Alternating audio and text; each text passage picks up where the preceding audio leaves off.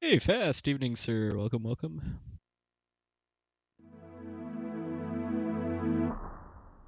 Looking forward to the Zeno 2 runs resuming again at some point.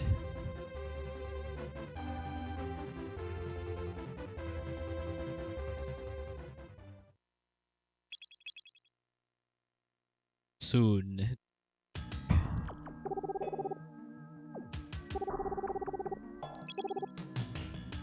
Okay, I think I'm just gonna... this is the end of the second dungeon, and I already beat the boss and everything, so I think I'm just gonna use an exit item to hightail it out of here now. No.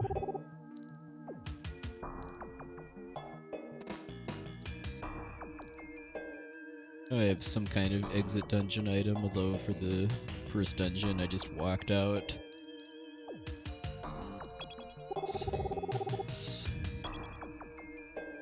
Oh, okay.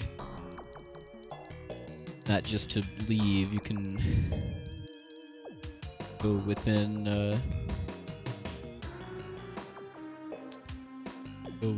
dungeons. Well, it's funny you mentioned that, Corn Dan. I mean, there are actually two different games that have been in Kuso Grande that I'm toying with the idea of learning to speedrun, and they're both games that I viciously deny are bad.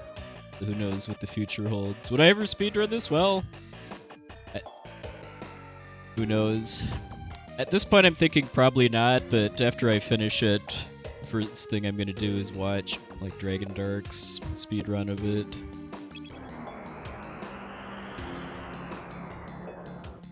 That's a well-guarded secret. You'll just have to wait and see, and know that's not a hint that one of them is wait and see.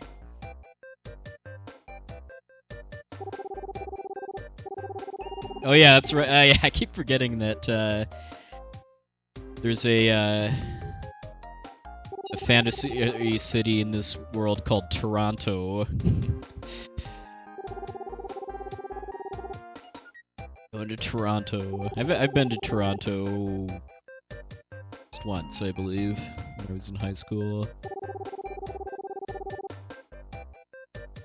Real life Toronto does not stay warm all year long, I can assure you that. The guy that sells berries still here. You know, he said he was leaving.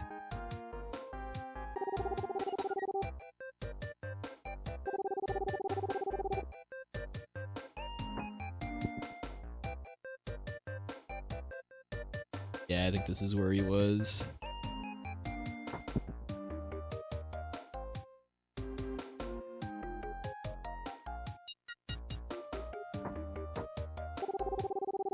It's been the better part of a month since the last session, so I'm struggling a bit to remember, like, why I went to the ruins. I just cleared out, like, who put me up to it, or who I should be reporting back to. How about a one of these? Sure, I'll have one of these.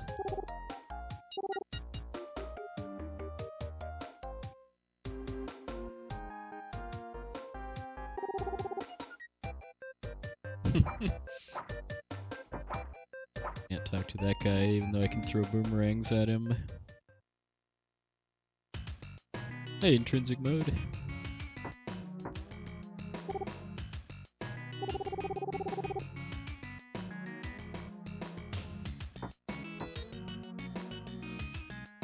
Hey, Dark Shadow Ridge. Actually, no.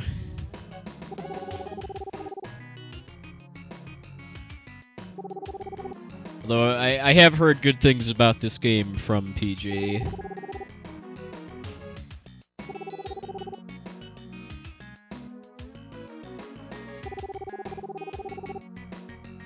Library. Oh, are we finally gonna get to go to Toronto after hearing so much hype?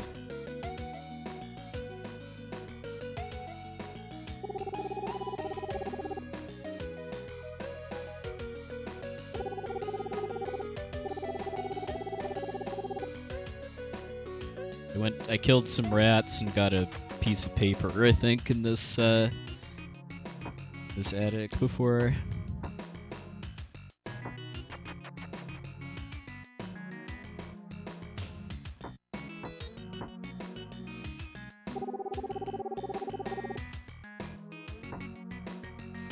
Yeah, doing pretty good, Dark Shadow Rage. It's been a pretty busy week for my work, but nothing some fun old-fashioned video games can't remedy.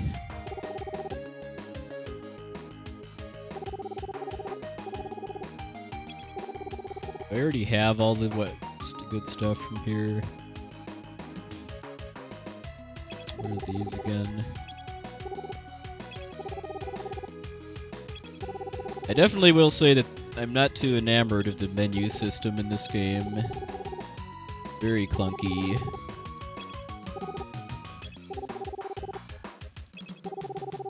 It's far from a deal breaker though. How am I doing on healing items? I do like how cheese is a high-powered healing item in this game. And HP, yeah, that's pretty good. Yeah, I thought you were talking about this game. Oh yeah, Soul Blazer carts are not cheap. I would definitely say it's a worthy investment though.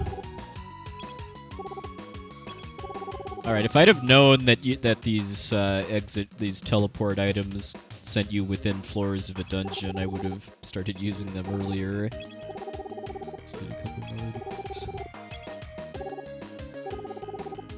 Yeah, I got my card of this for like 20-ish bucks or so a couple years ago, which these days is a pretty good price for really any kind of Super Nintendo game, I'd say, that's not terrible. Yeah, I think I have everything that's good here.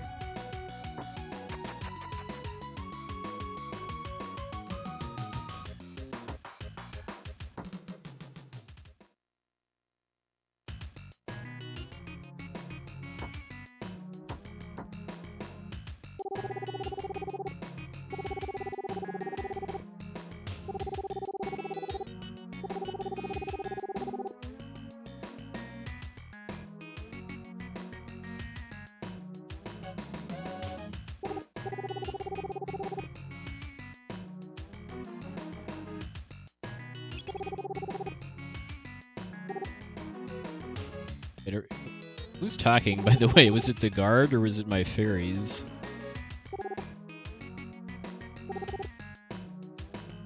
Yeah, I remapped the buttons to be like FF6 and Chrono Trigger, and then regretted it because that made the combat controls kind of not good. Hey, Nicodemus.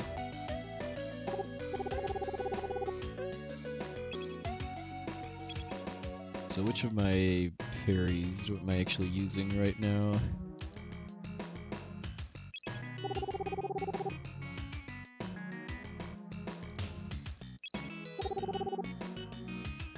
Okay, I like that one because it raises my attack power, which is this one. Yeah, it increases my defense.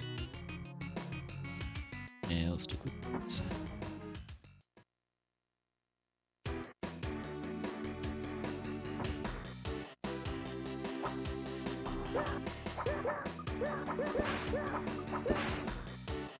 Boomerang's quite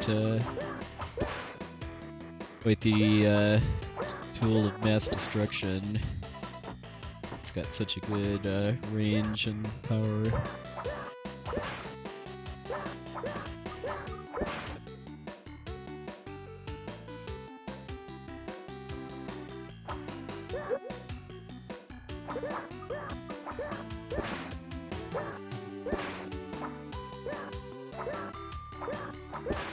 AMP King. First. For no other reason than that left in Latin is sinister.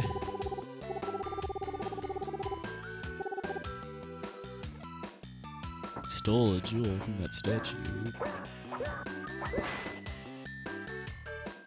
Yeah, it's quite the cloudy day right now. Windy, too.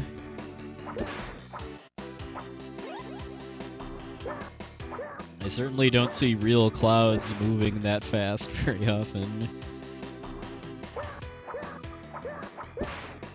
Yeah, this game is very, very obscure. Big part of that is that it came out around the same time as Final Fantasy VI. Like, I would have never even known that this game had, like, an official, North American release and everything, but it sure does. Playing on an actual card and everything.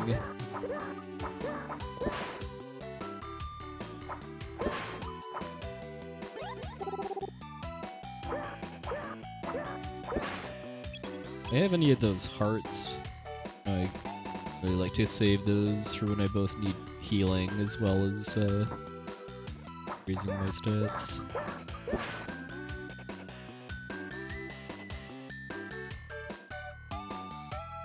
It's my last one in the last boss. No, this is by different people.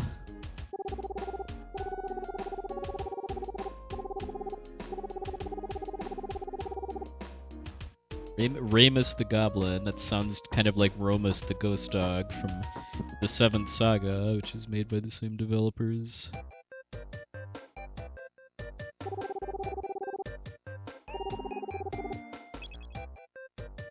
Go check out the rest of that overworld area.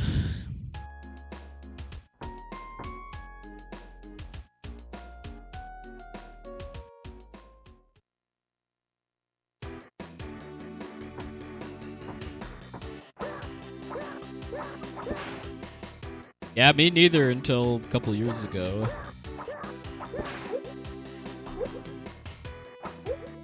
Please, that is my number.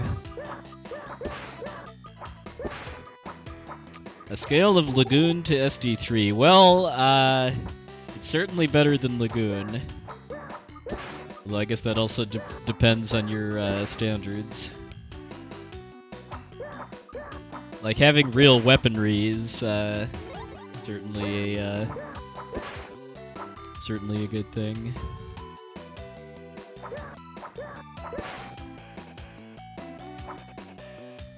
Oh yeah, the 7th Saga is a brutally unfair game. Hey, Palmer, evening, sir. Welcome, welcome. Here indeed. Attempting to become the Brain Lord. Also, I think I might have just gone in a circle.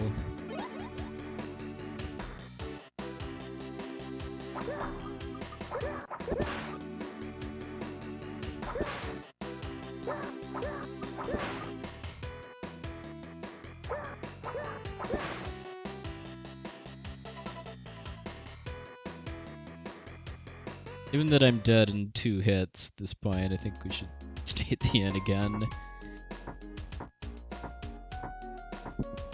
Getting more money certainly doesn't hurt too, because I had kind of a costly death in the last dungeon.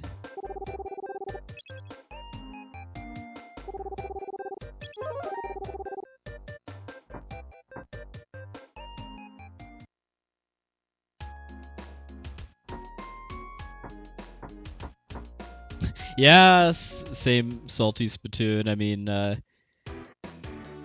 a kid, there were no video games never had problems. It was only me that was bad at them.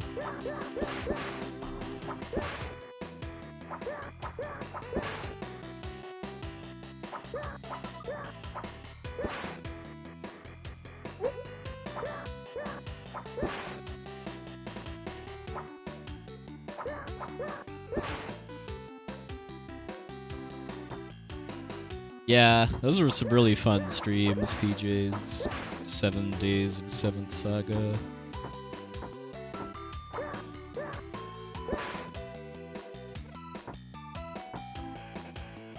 Kinda sad he doesn't play the game anymore.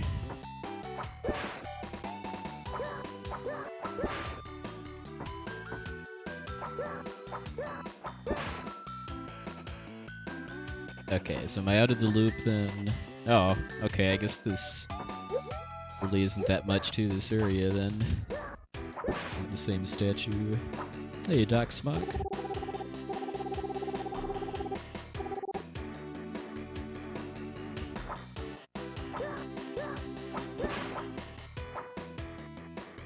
Yeah.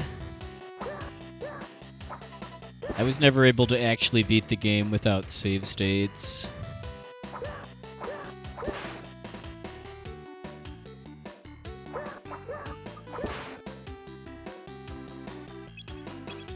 My map tool work here? I don't think so. Yeah, it doesn't go to world areas.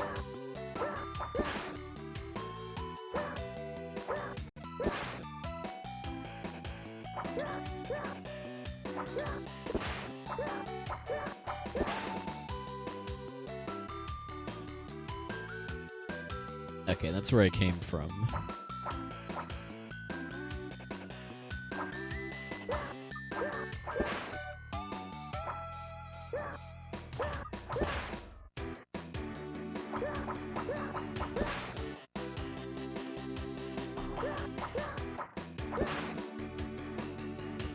Yeah, people that haven't seen this before, I would definitely call this an action RPG, but it's very simple in that there's no levels or experience. All of your stat growth is done through using items.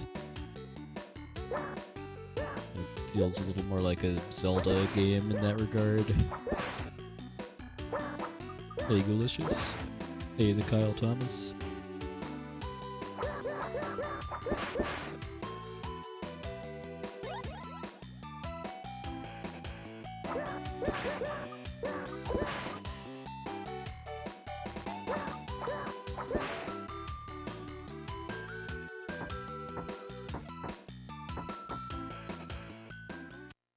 Scale from Arcana to Paladin's Quest. Well, I don't really know that much about Paladin's Quest, but for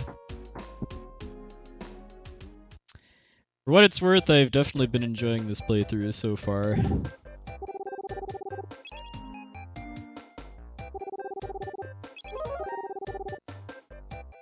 Alright, let's start exploring the never cold city of Toronto. Did I submit anything for questing for the glory? Yes, I submitted the Final Fantasy Legend. That's probably going to be my only submission, but we'll see. I like to target my questing for glory submissions to be stuff that I don't think would be likely to get into charity marathons like GDQ or Limit Break.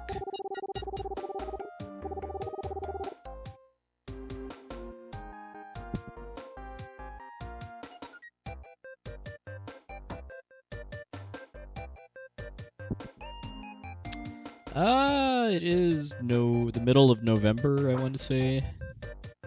People that don't know what that is, it's a online RPG marathon, basically, kind of like Limit Break, only it's online instead of in person, and it's not for charity. It's just for fun.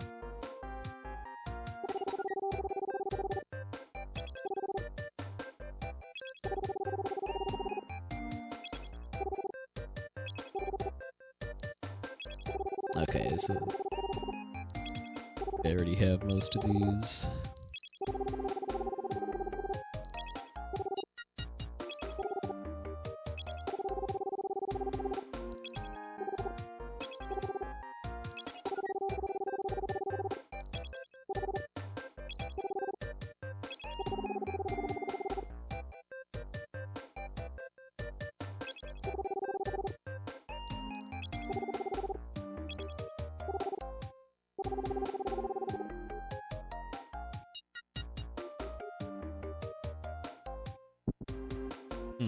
Doesn't really ring a bell as far as what you described for a TAS.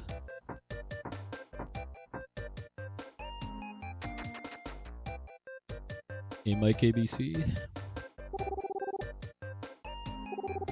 Wait, Toronto was full of monsters. Well, or no, I guess this man or woman must have just come from a town that was full of monsters.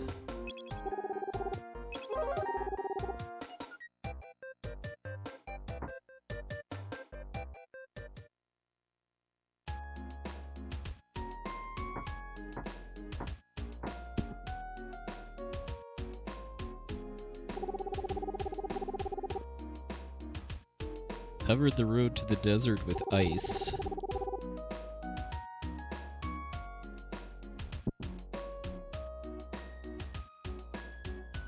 a Spinal Tap chess.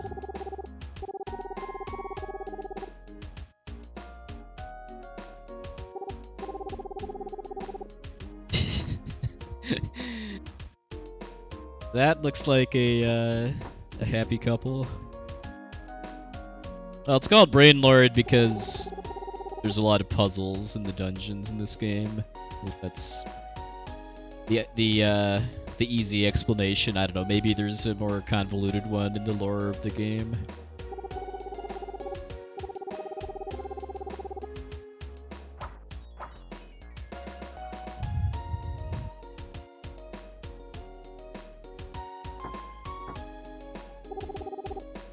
Non-burnable trash. That's the less fun kind of trash, though.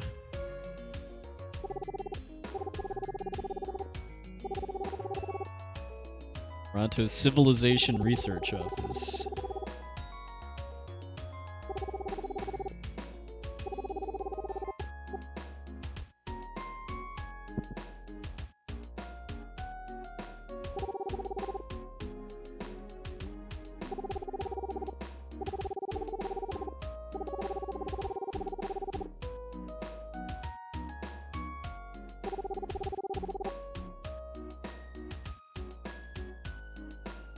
Yeah, this whole game has had a pretty chill soundtrack so far.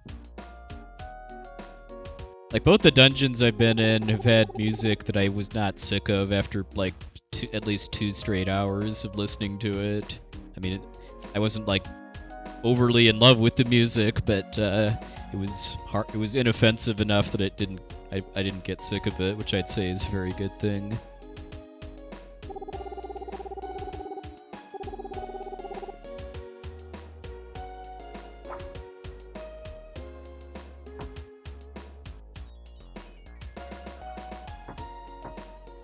The room for rent.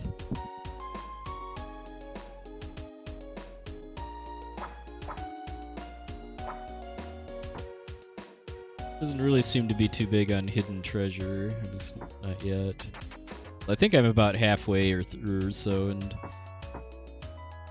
expect too many like big surprises.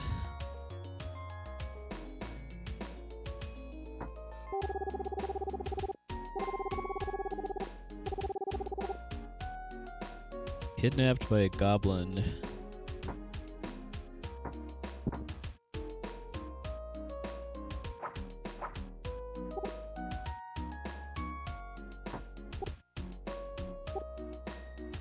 Okay, it's blank, but we're still playing the text sound.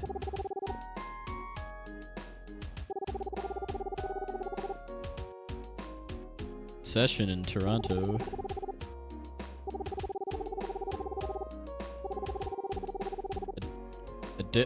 Wait a minute, let me read that again.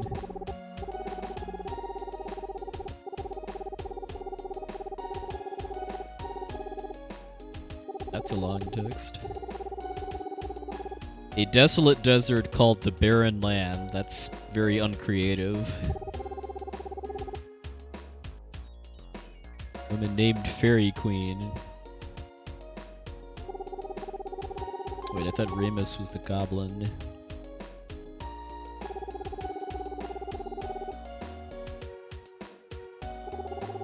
Well, it's pretty obvious where we're going next.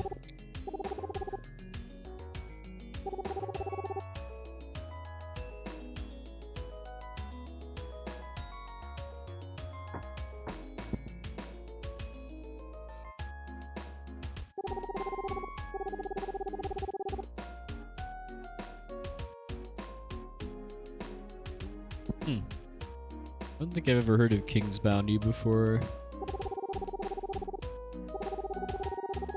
Analyze sorcery scientifically.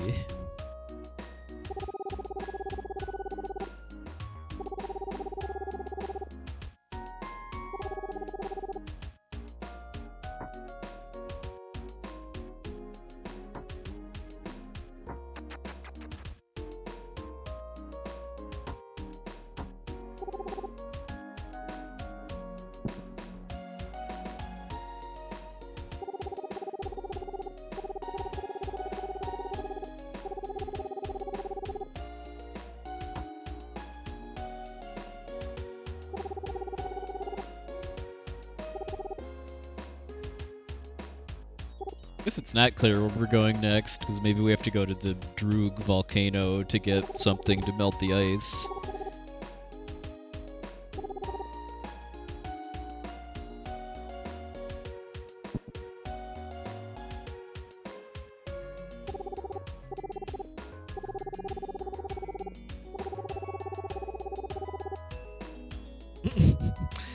So, people were kidnapped, and the thing he's concerned about is a hole in the wall.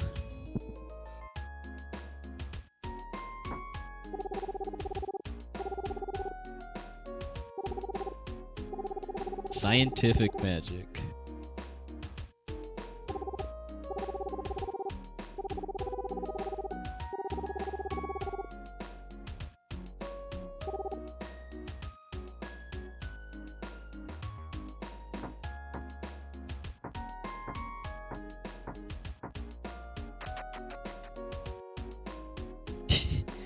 Yep, I guess we got us a prevert on our hands.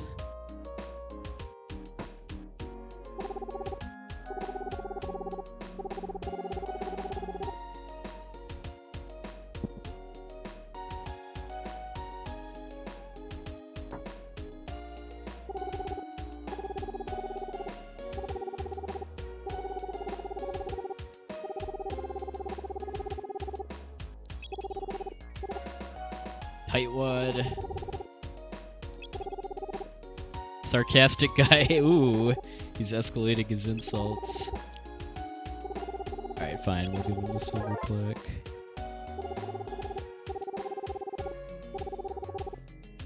Go play at the arena.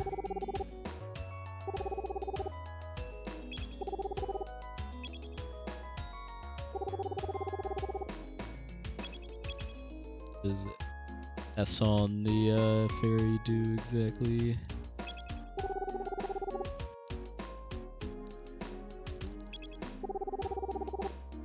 Stirs your HP.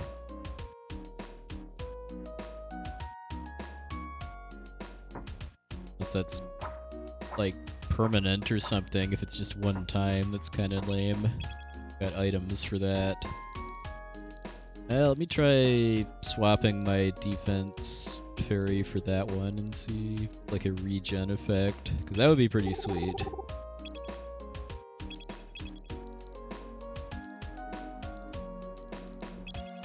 This one.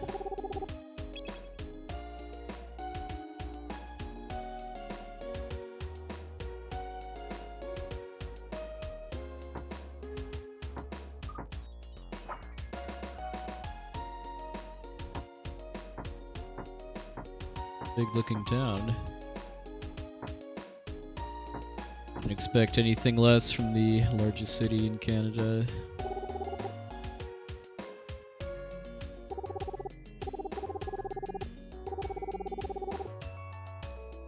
Sure, let's try youth medicine.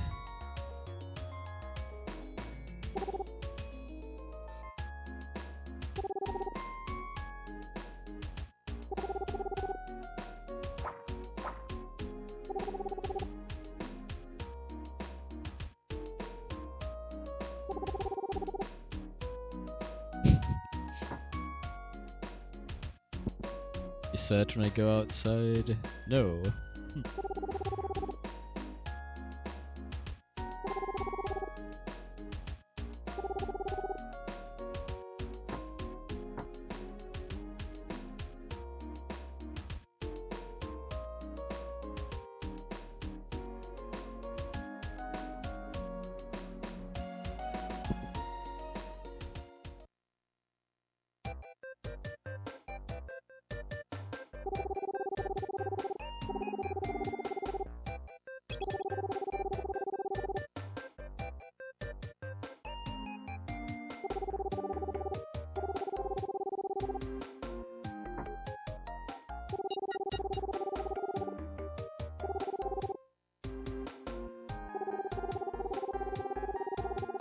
Oh, we got some dragon scales not too long ago.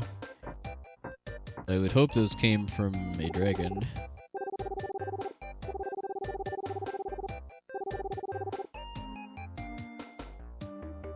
Yeah, this is made by the same developers as 7th Saga. It's a pretty different game, though. It's an action RPG with a heavy focus on puzzles.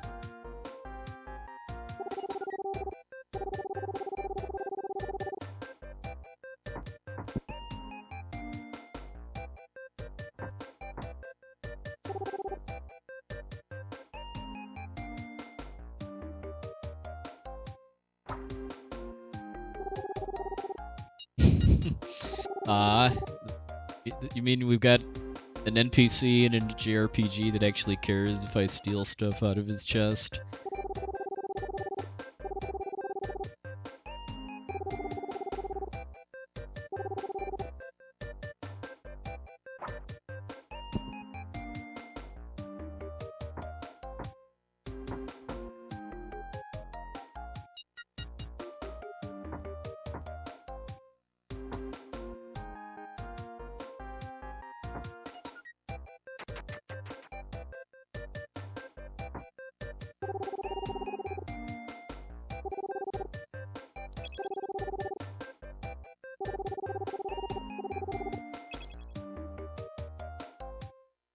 Ah, we got a mini game. Reminds me a lot of the arena in Dragon Quest IV already. 200.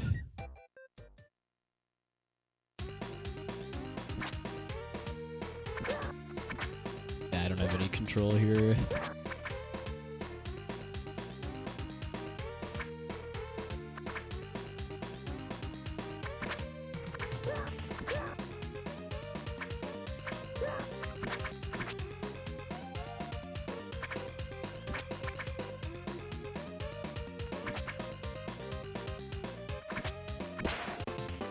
I won! The old school staple.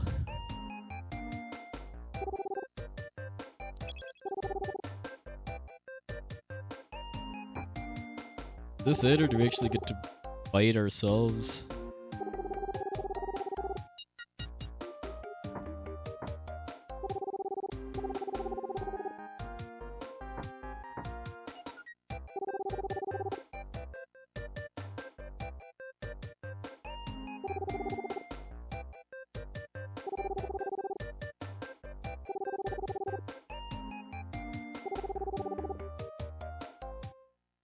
I'm a warrior, though. Fine, I'll go look for people that will recognize my warrior prowess.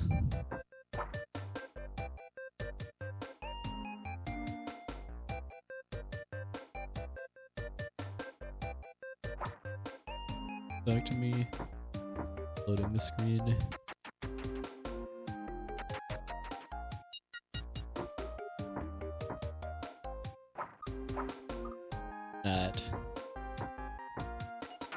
Okay, I guess we're not actually fighting in the arena ourselves, at least not yet.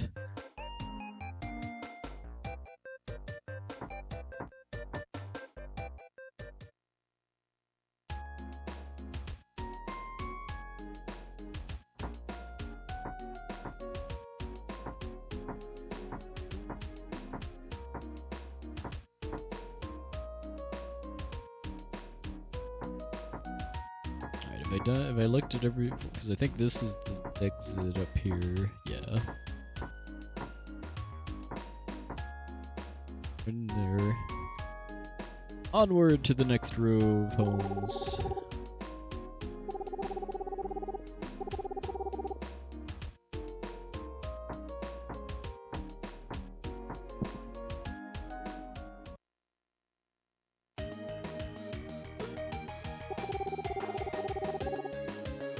World's cheapest, best stock tool shop. Color me intrigued. It's like the same stuff as the last one, only with mushrooms. Current top tier healing item. I've got enough of those for the time being. Especially now that I know that I can just use those teleport items to come back here and then just go back to where I was, or at least the floor I was on, without having to like walk all the way back.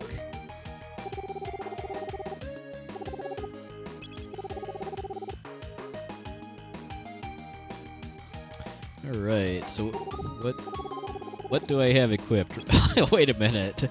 We'll be reading that text again later, but like, what do I actually have equipped now? I've got 5 defense from my armor, 3 from my helmet.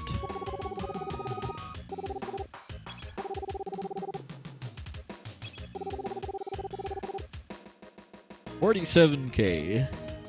Deal of a deal. Hey, James C. Memory cursor at work here.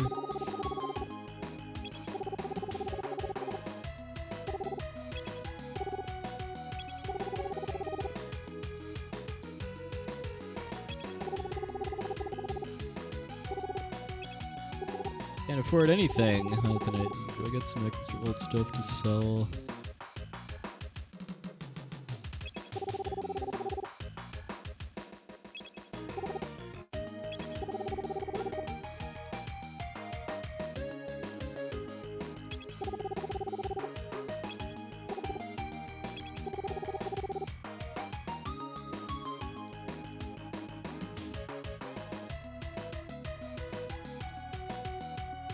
Hold on to like one of each weapon type.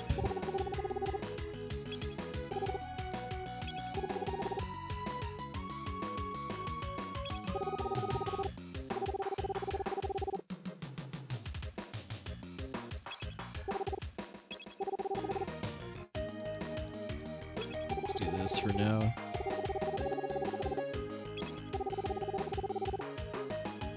Art of the service. I'll never forget you. Now that certainly makes me want to come back to that shop. I do want to get that plate mail.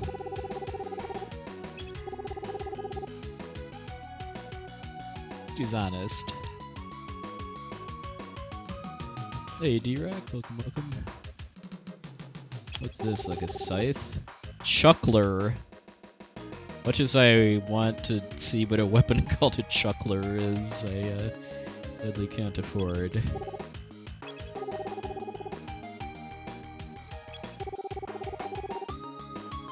They're going pretty good.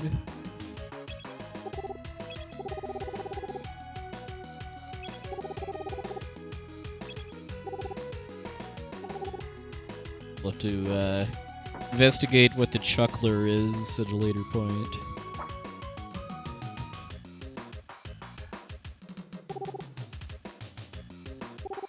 What? They locked their treasure chests.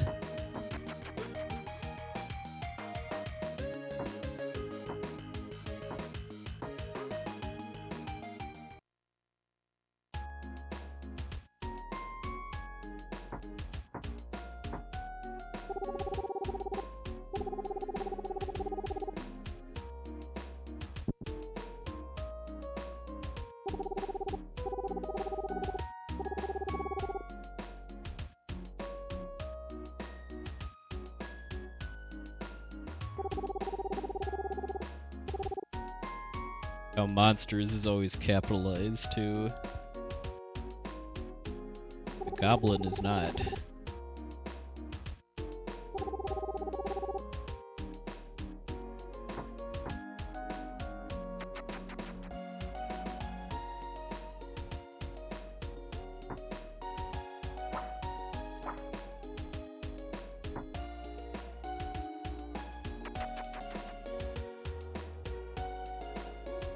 Yep, this game was made by the same people as the 7th Saga. Only this is way more obscure. I played the 7th Saga as a kid, but I never even heard of this game until a couple years ago.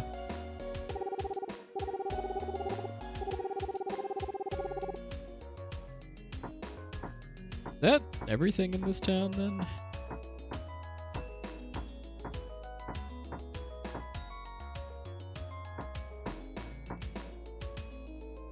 I saw a guy up here. Hey, Aldos, thank you, thank you. Where's the exit?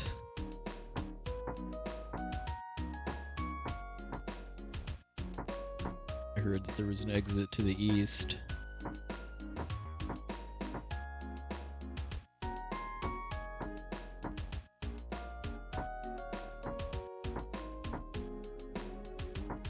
On the top or bottom.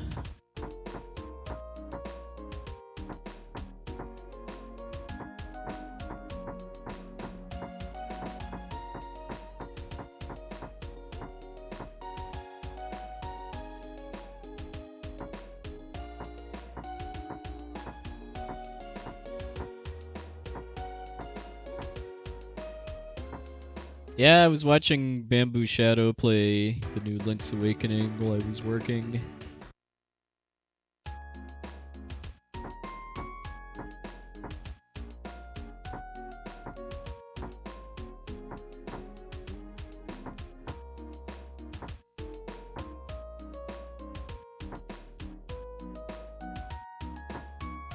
I don't have a Switch, so if I ever play it myself, it's not going to be soon, but looks pretty solid for what it is. Like, I need to talk to more people in order to be able to go somewhere else. I thought that there's a desert to the east, but there is no exit to the east.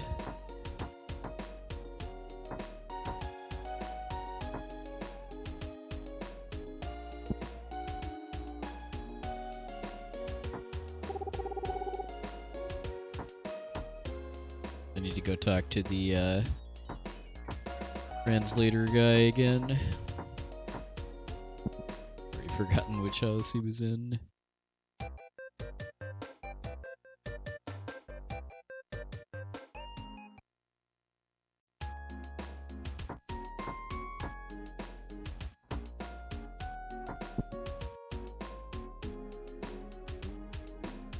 Yeah, oh yeah, definitely.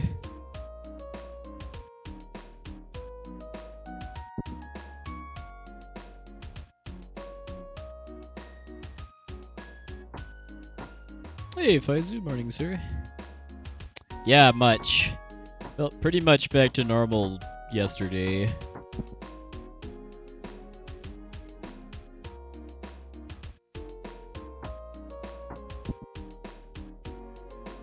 Hope the preparations for a certain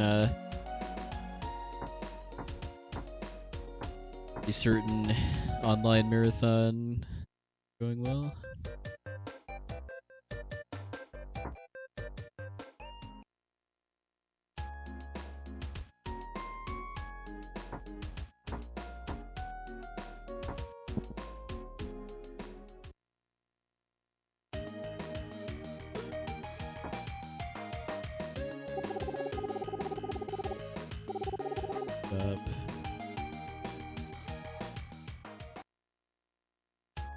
I'm spoiled by being used to RPGs where there's like signs in front of shops to easily identify. Well, okay, there's a sword there. Yeah. Weapon shop. Where's the translator guy, though?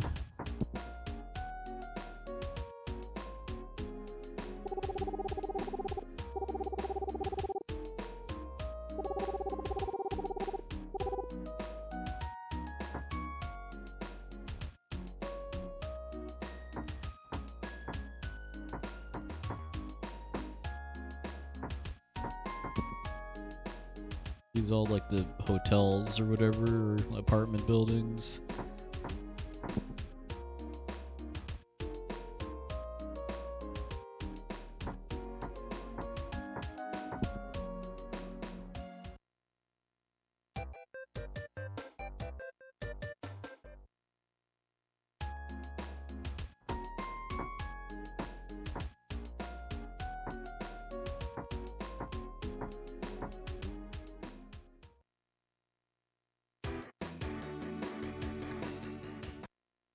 It's not a big enough town for me to be getting this lost in.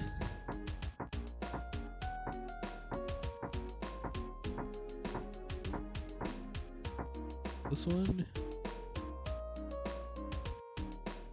Yes, okay. Guys, apparently downstairs now, so I think this is probably some progression.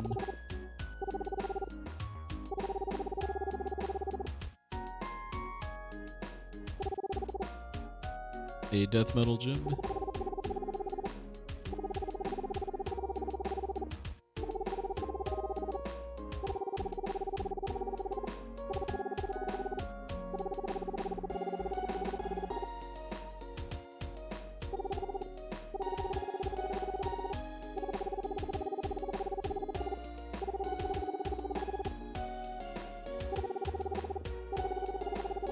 So-called monsters. Yeah, we're in Toronto, which never gets cold because of a volcano nearby and a desert, just like in real life.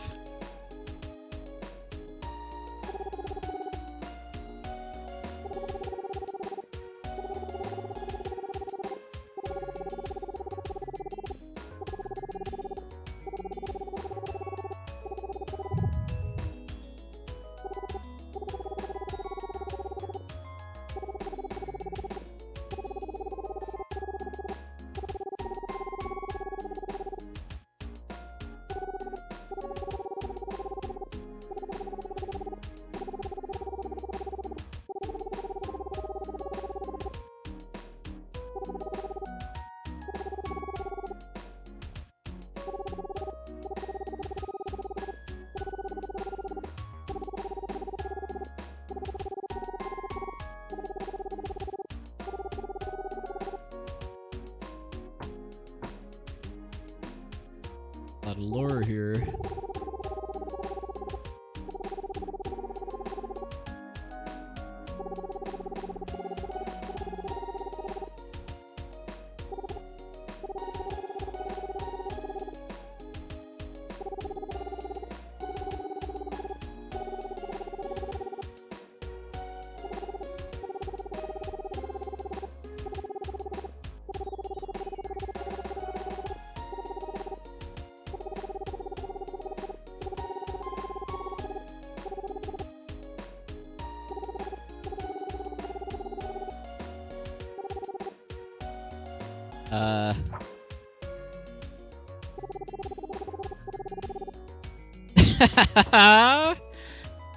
That's not what I was expecting. Getting poisoned by a bug.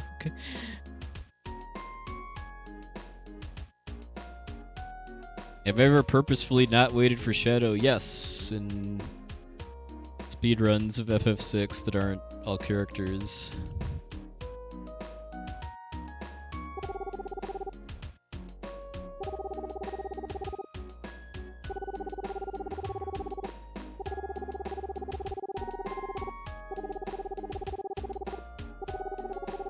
Lost from the domain of darkness.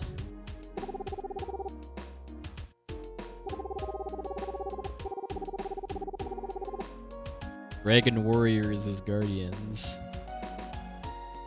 Probably still can't say Dragon Quest here yet without getting sued.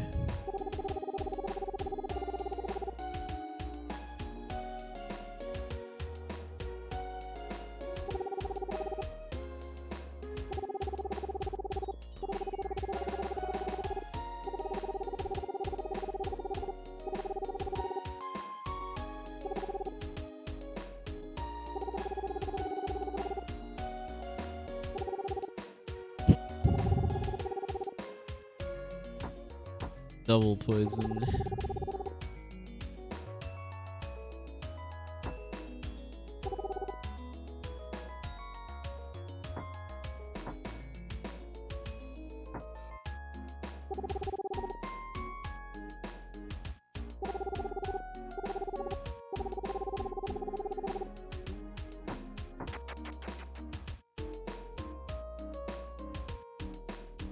Alright, I guess we're gonna go stay at the end and see if that cures poison.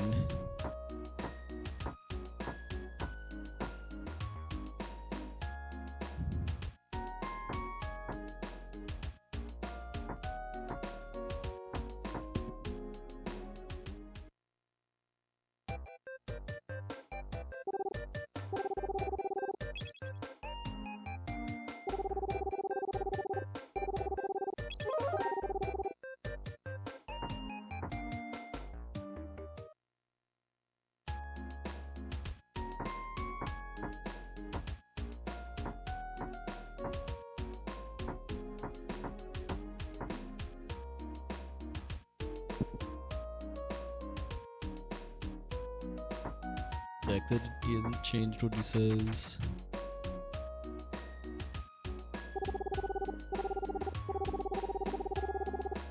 But check out the arena again. And I figured there was just going to be like another exit to this town that would lead towards the Ice Palace. But probably not.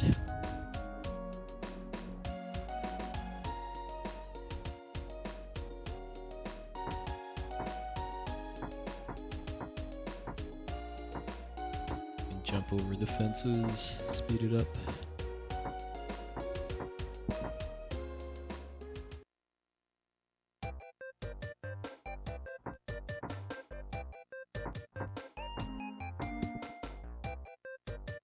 I need to find the locksmith. Mention that.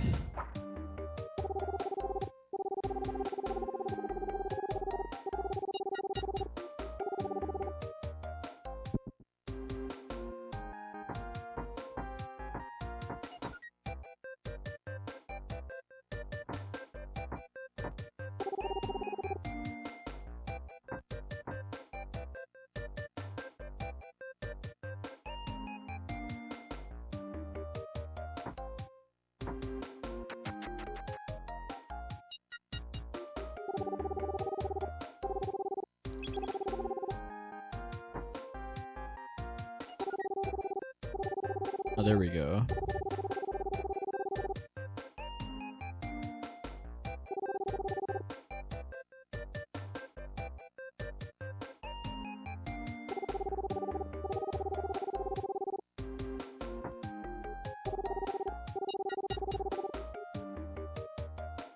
Alright, back to the hotel.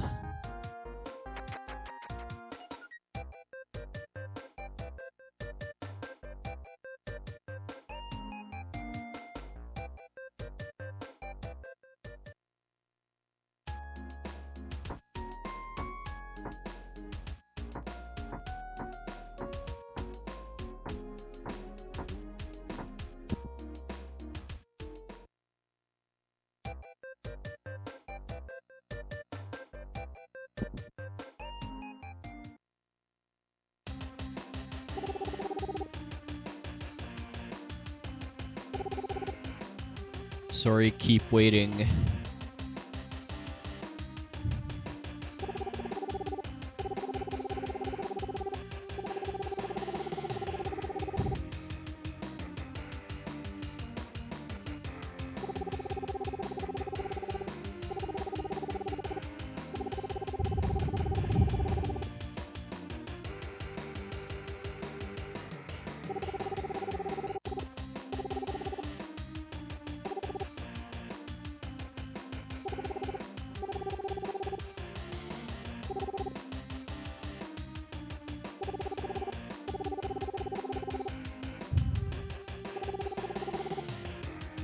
Battle is on.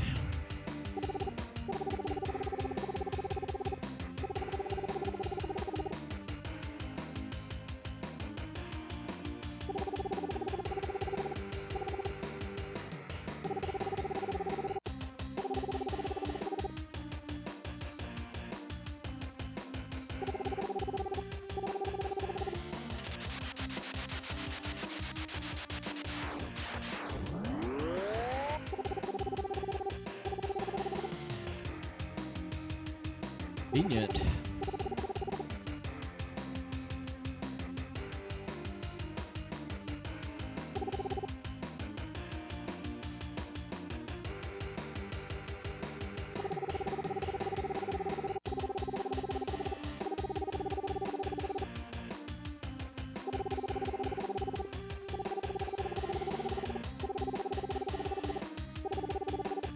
But they didn't capitalize monster. That's a sign of disrespect, I'm sure.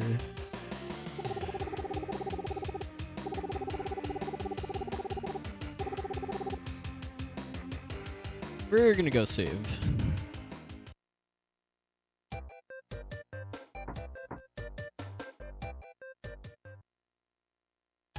Wait a minute. Right here.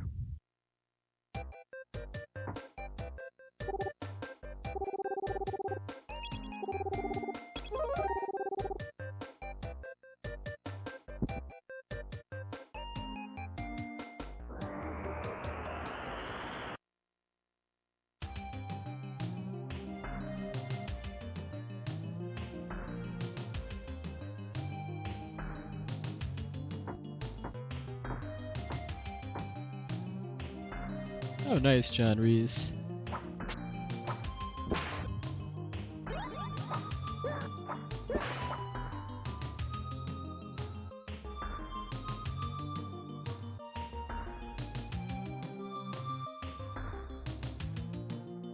Yeah, I only heard of this game for the first time a few years ago.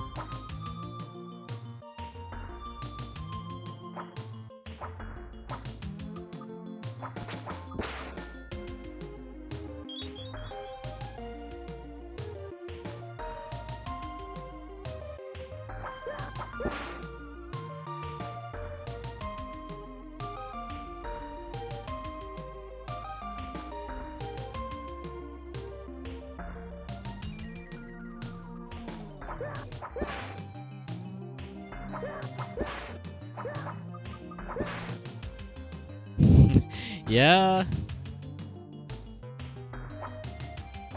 Got some screaming desert wildlife here.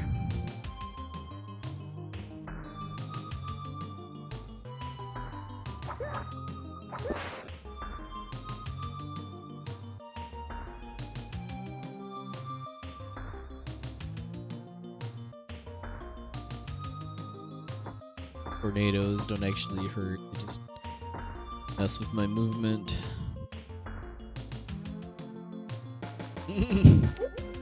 Better get what's his name? Harlan Ellison. Called.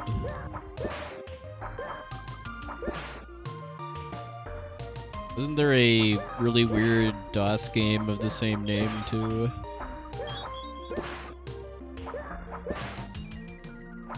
Vaguely remember reading about that.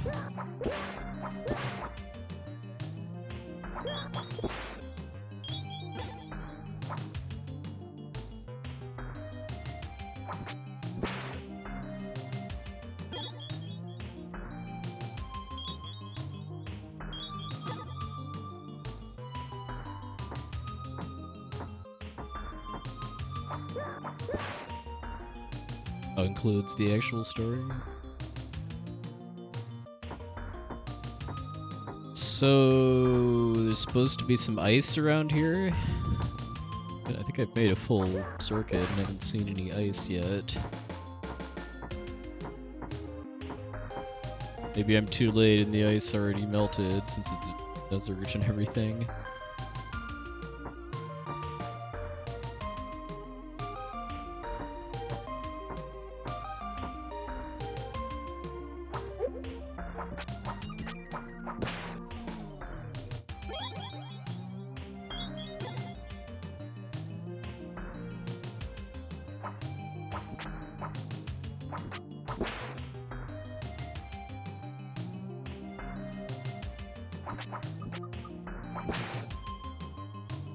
Maybe this is a game where being poisoned just decreases your stats or something instead of making you take continuous damage.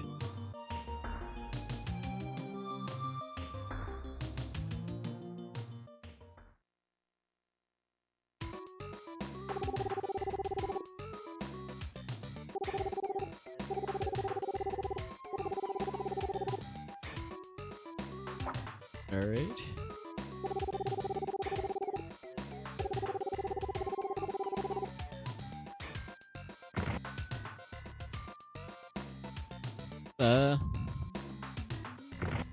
Okay.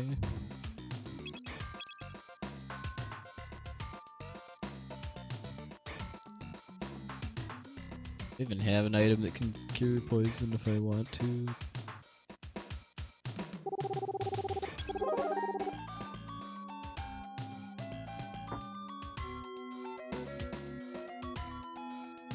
Yeah, this is a SNES game.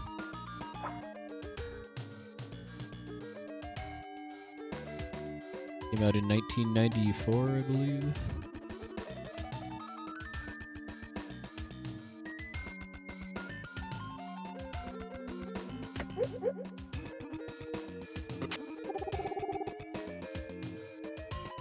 Western Sky Key.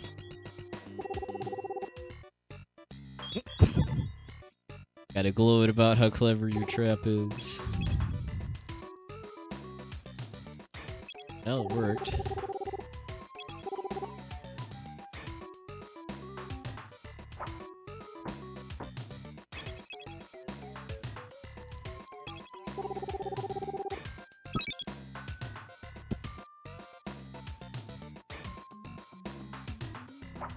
Yeah, US release and everything. I mean, I never even heard of this game until a few years ago, but I am playing on an actual US cart.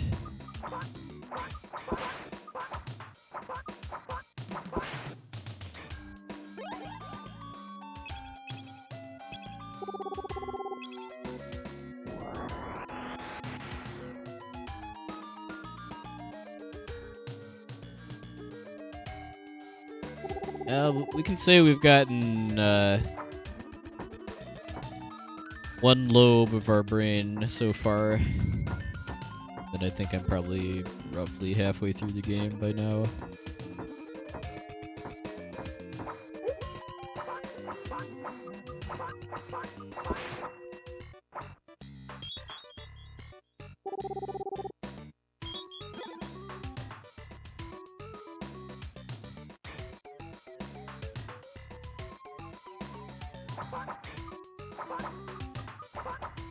Whereas if it's got like a modern remake or something, it would probably have to be called Galaxy Brain Lord.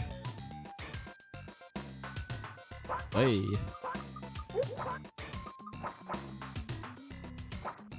Ha! That monster with a capital M knows how to book it.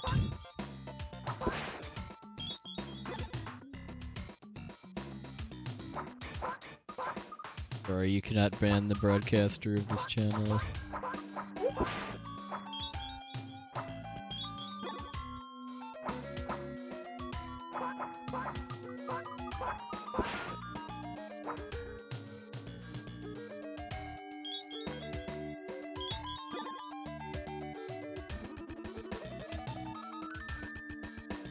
Hey, neighbor.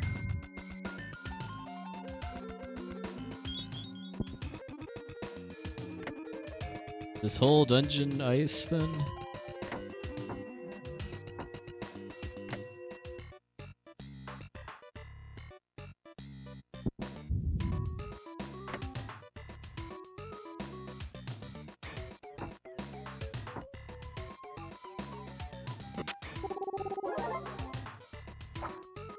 Parts.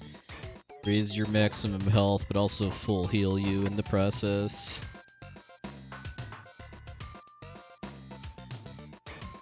Save those until I'm actually at death's door.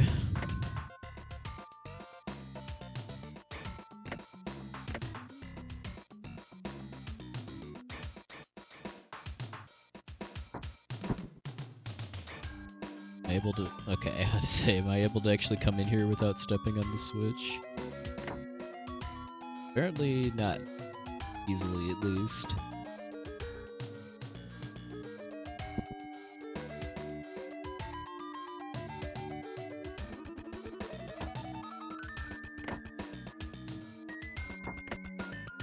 Quite picky.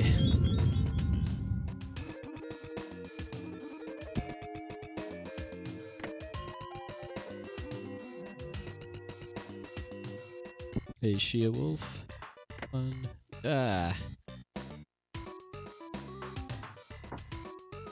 Tap, tap, tap.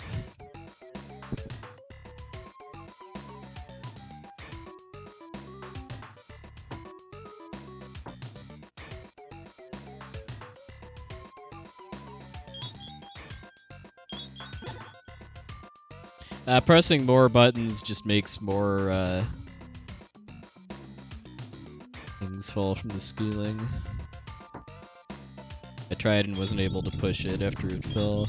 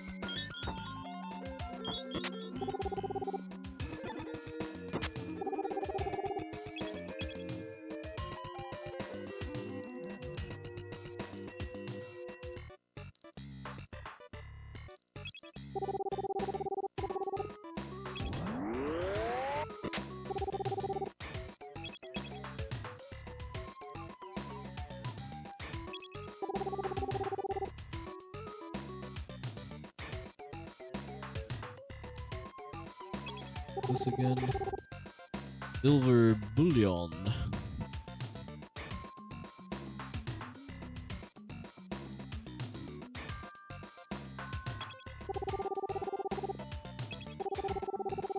Discard this if I can.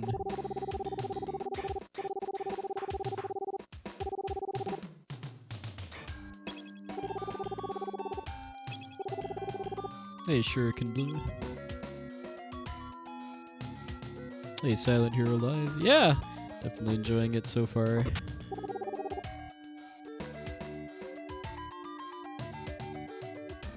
Only thing I'm really not loving too much is the menu system, which is just pretty clunky, but I think that just comes with the territory for a lot of older games.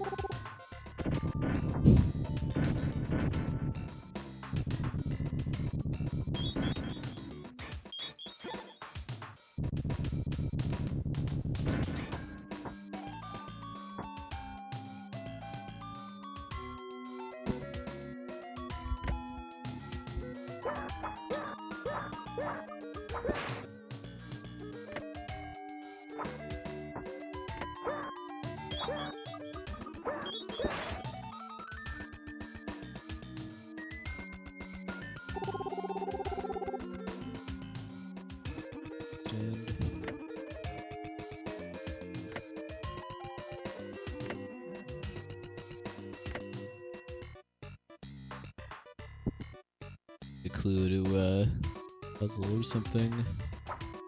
This is on Super Nintendo.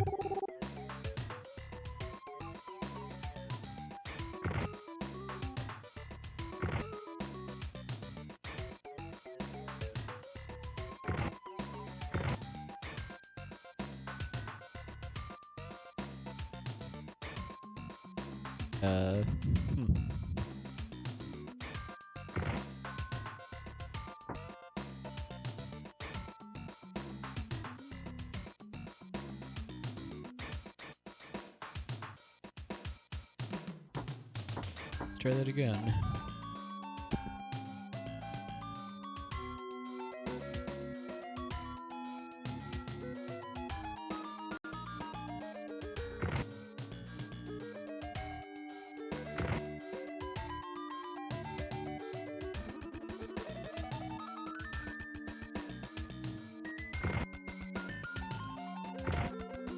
This one's slower to push than the others. Really understanding what's causing it to just kind of slide around after the fact, though.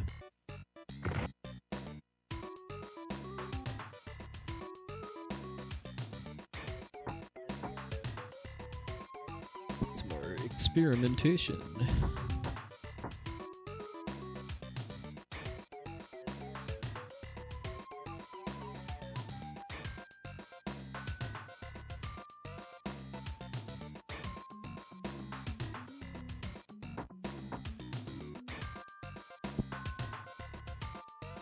That's to check the status by pushing.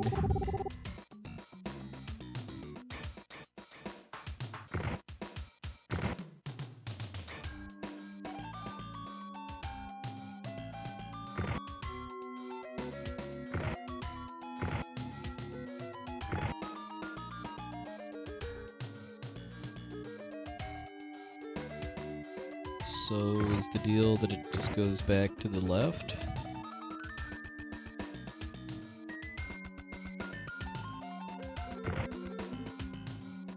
Remember this puzzle, that's probably not a good sign. Okay. I don't really understand what just happened, but I think I Apparently I figured it out.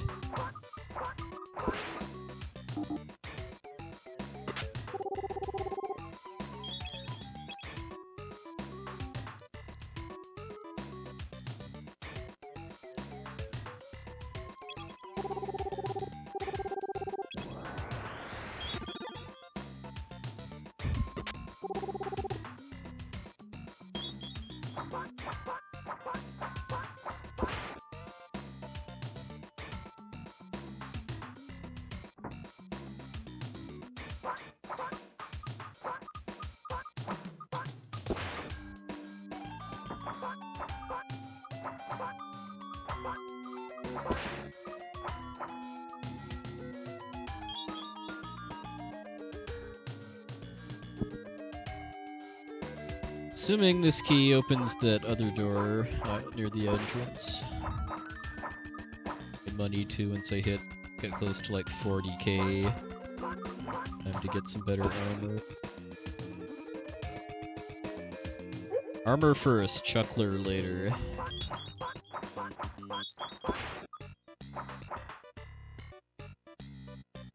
Yeah, these are pretty zany ice physics.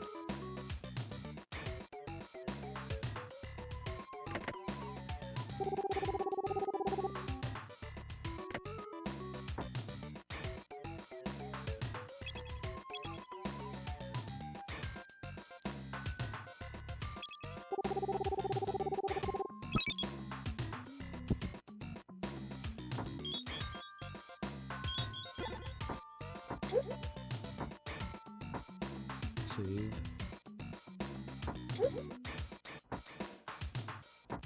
By save, I mean experience massive amounts of lag.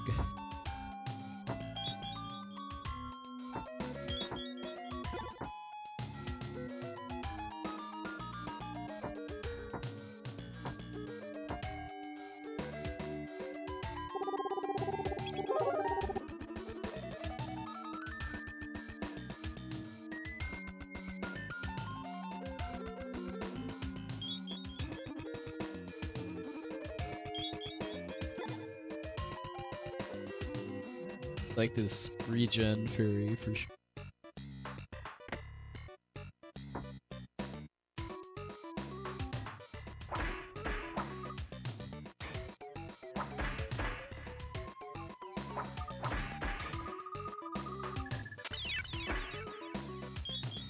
Kill these things with a special weapon.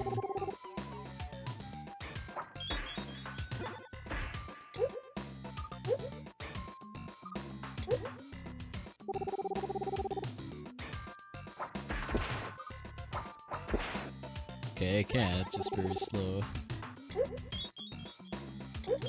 Oh, that's what was hurting me. Ouch.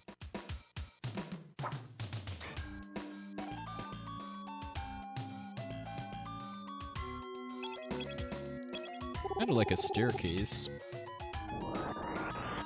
But on the map. Oh, there's a lot of other places to go here. Check staircase quick. It goes to just a really small room or something. Take a while, but 800 gold. But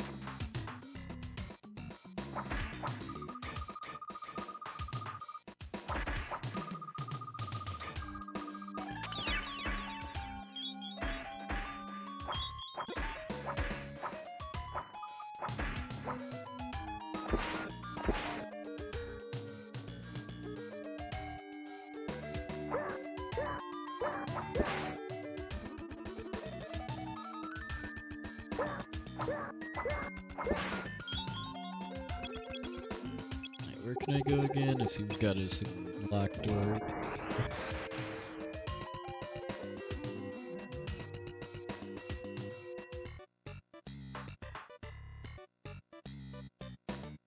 Quite the labyrinth in this part of the castle, though.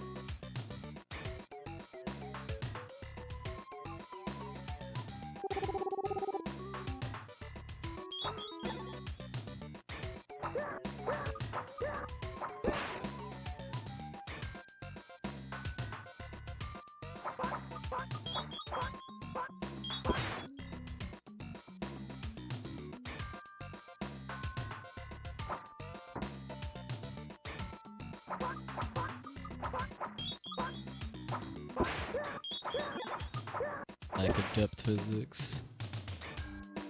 Added convenience.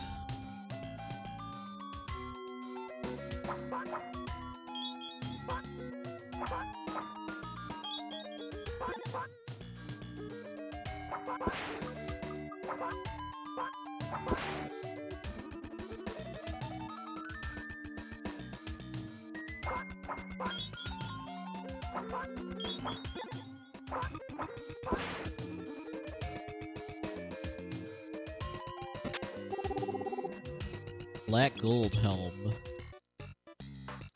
From genuine black gold. Shiny.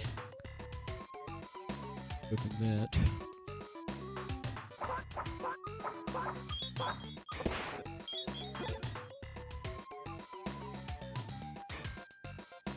Done with this floor, I can head back to town and buy some stuff. And free up some inventory slots too.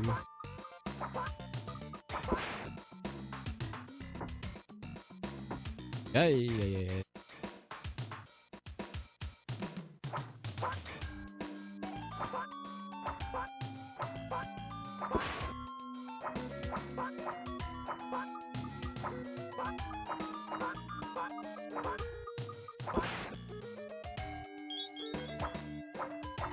Hey, no more X.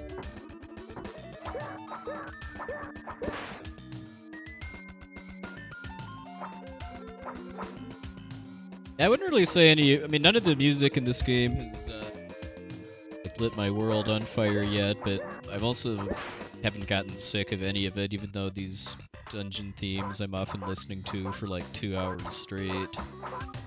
I would call that a success by the composer for sure.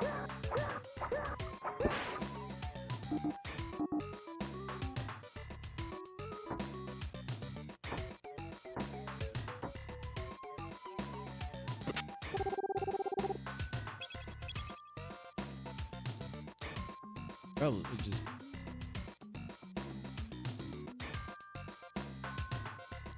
really like to just sell it, the thing.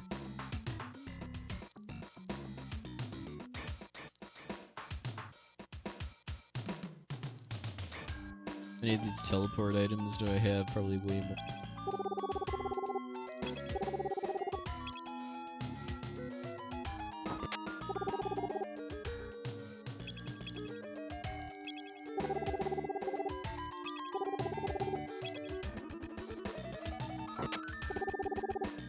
Under ice key.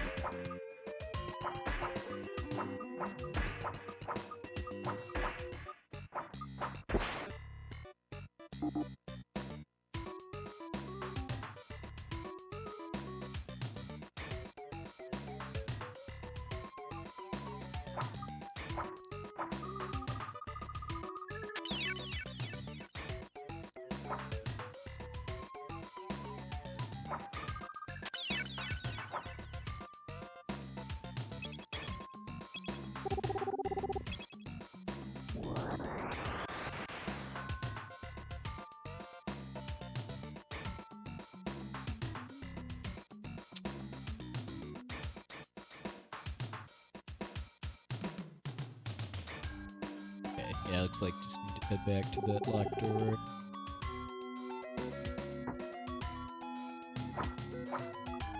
Oh, I thought that was an enemy at first. Like, how did my fairy get so separated?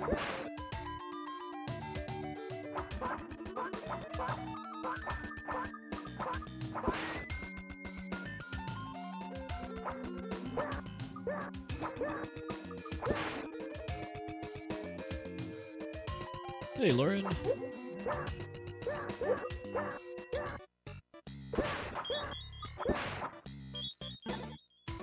Have I found the apple yet? I've eaten some apples for health recovery.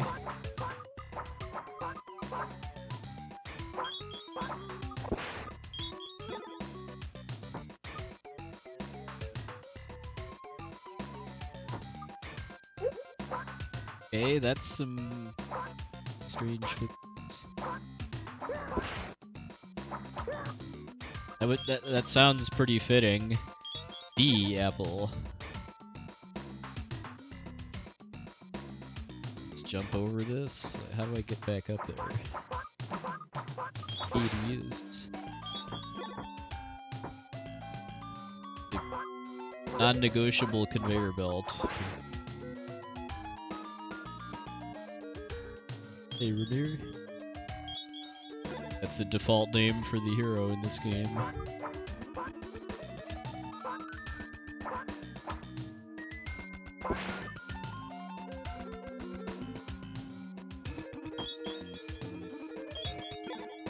This way.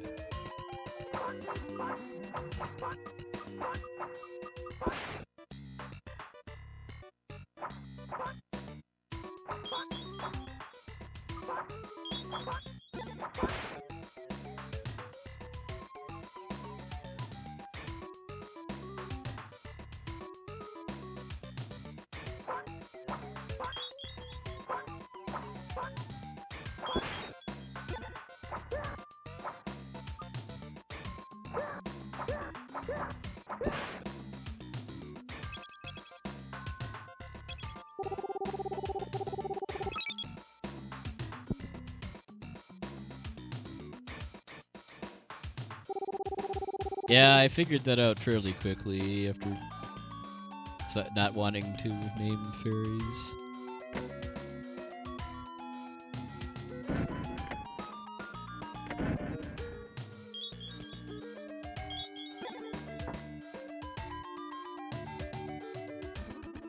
Yeah, I believe the connection is just that it was made by the same people.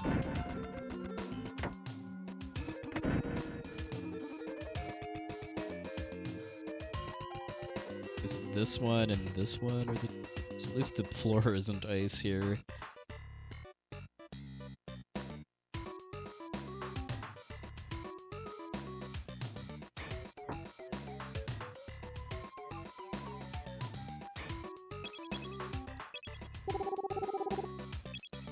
Yeah, I think there's a menu command, but all of these puzzles I've been able to just reset by leaving the room, walking back in.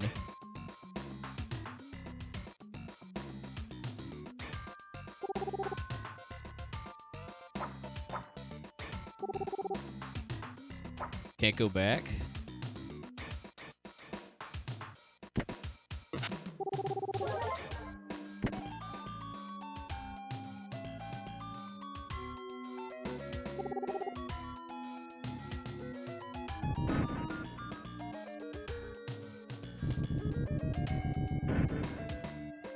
Probably need to put a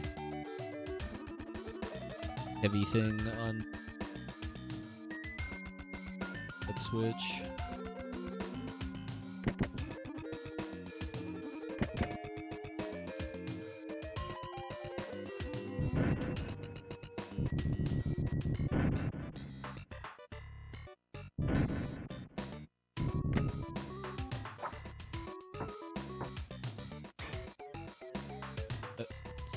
Just that.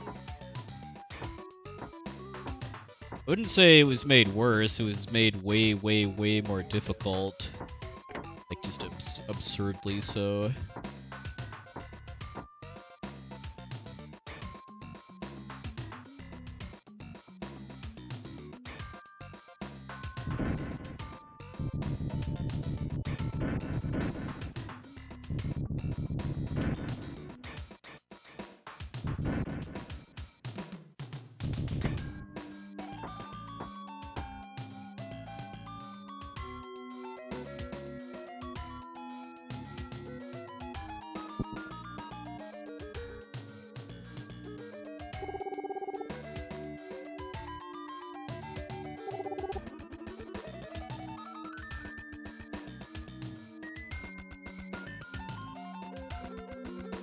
Yeah, that is one thing I would say is bad about the game, is that they nerfed the way you level up, but not the way other apprentices do, which can make the game incompletable if you level up too much at certain points.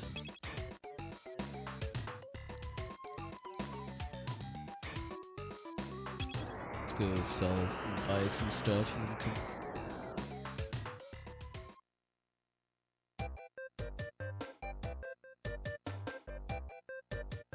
still poisoned.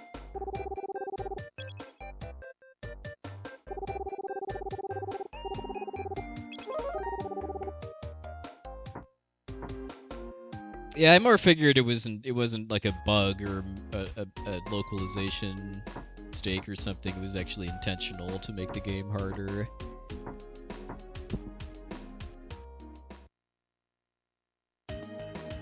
It's something that was fairly common in especially like NES games, that they just made it harder for the North American release because of wanting to artificially increase the playtime.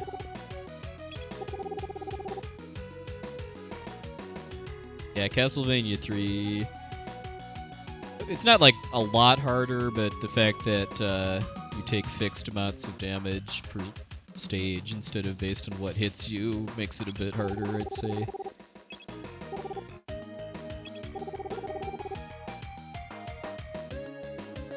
A drunkie? Yeah, I can definitely see that, the ice burner.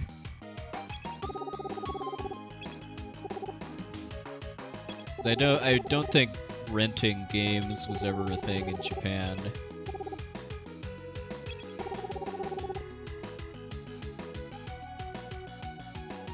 I've never actually played The Lion King. It's the SNES game, but I've heard it's quite difficult.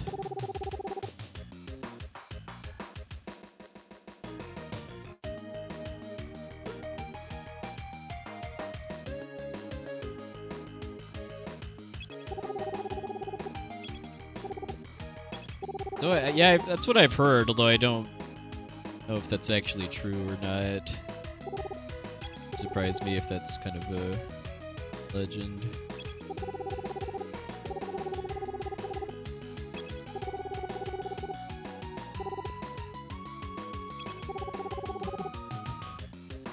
Oh really? That's interesting.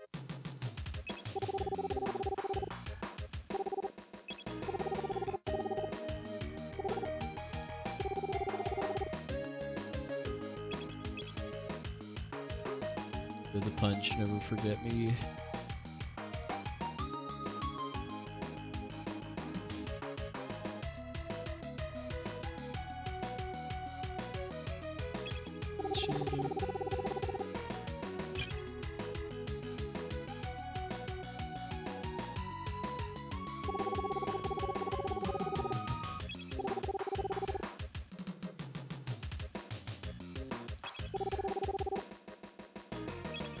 Someday, Chuckler, someday.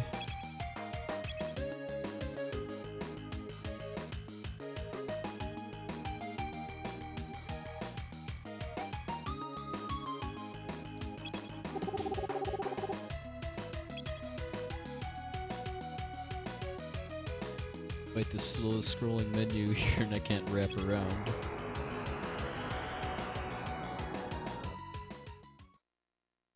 Yeah, I mean, I always considered it lucky to, like, have my save retained, like, twice. I do remember that it took 3 rentals for me to beat Final Fantasy IV, although maybe the second one I actually had to, start a new game. I know the first one I got stuck on Calbrenna and Golbez. Second one I got stuck on Zeromus, and then the third one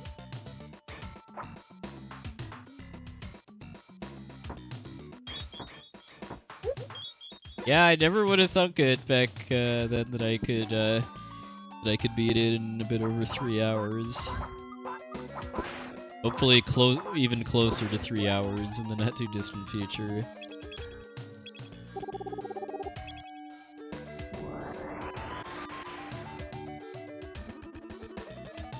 I'm trying to remember now how much a video game rental cost me back in like the 90s.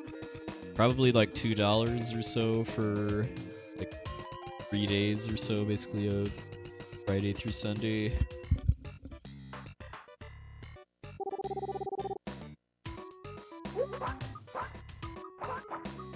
And this was also I mean, I did pretty much all of my actual 90s era game rentals from a mom and pop video shop at my house. But we didn't actually get a Blockbuster until... Well, actually, I guess that would have been the 90s, because I remember calling Blockbuster multiple times asking if they had a copy of Chrono Trigger. And their strats at the time for games were to only ever get one cart, which made popular new releases basically unplayable unless I was like really lucky. So it's a big part of why I ended up actually just getting my own copy of the game for Christmas or something, which ended up being a very, very wise decision.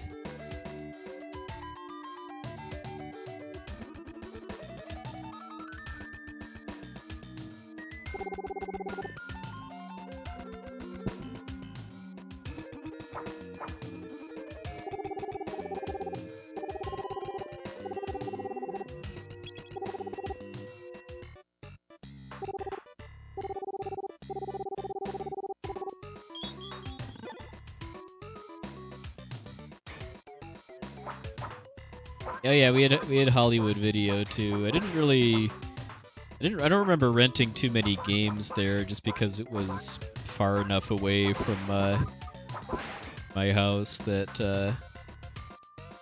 it was never really convenient to go there until I had my own car, which was not until the PlayStation era.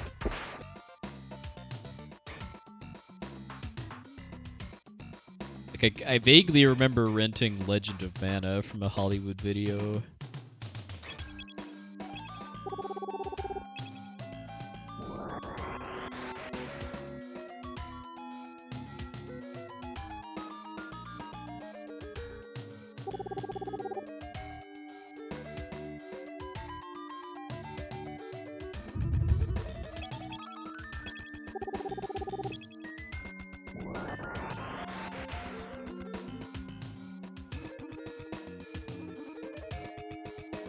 Check out that door first.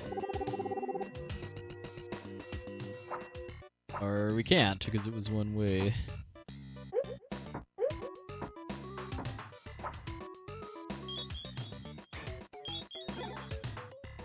Yeah.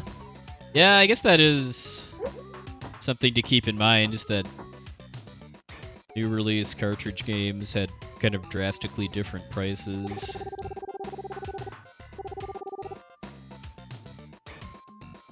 RPGs generally being top of the line. Like the most infamous example I can think of is Phantasy Star 1 for the Master System costing more than a Master System console to play it on did.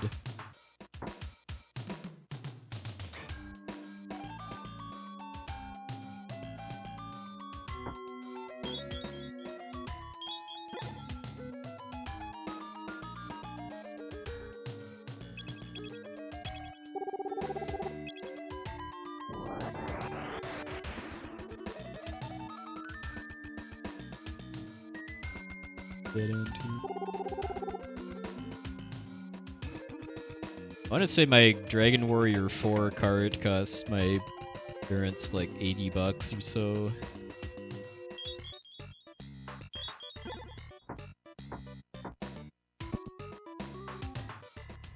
$80 early 90s dollars.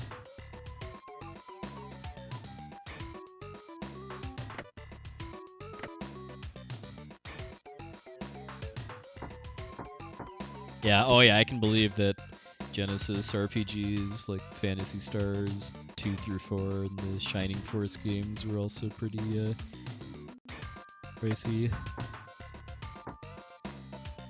I can't just try the next one. Yeah, I want to say back in the at least the late 90s, it was like about a 2-to-1 exchange rate between US and Canadian dollars. So I remember going to Toronto, actually, where I just came from in this game, and being surprised that like a McDonald's meal cost like over $10. Waterfall key. Another shield. I'm rocking. Yeah, games with special chips like Mega Man X2 and X3, games with super FX.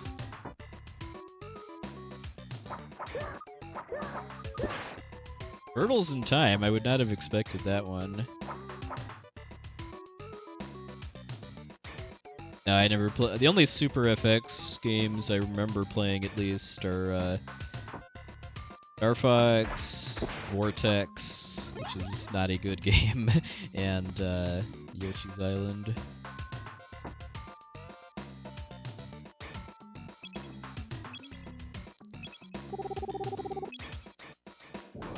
So anyway, yeah, about $50 US sounds about right for most types of like SNES games. They were new. RPGs are probably more like 60.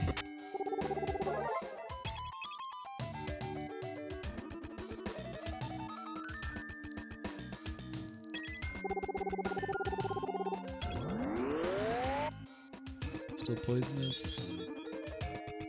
That one's good, apparently. Secret cave room. Not so secret anymore.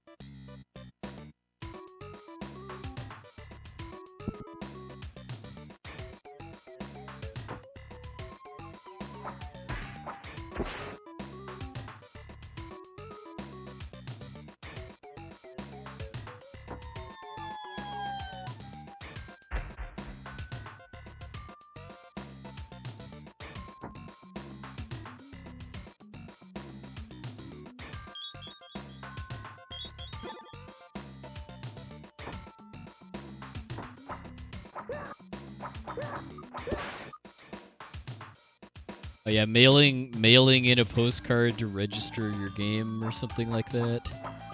Forget what you actually got out of doing so.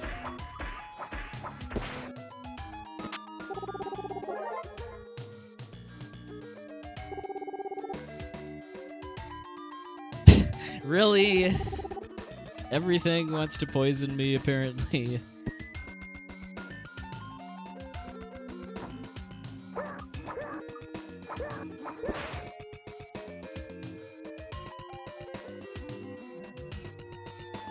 I guess that's part of becoming a brain lord, is learning not to trust random plaques in ice castles. Yeah, you know what? That's exactly what this is like, Faizu. This is a D&D game with a really sadistic DM.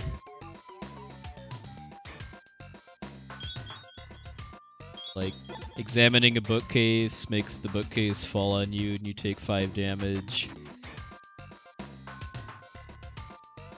Read a plaque and make a saving throw versus poison.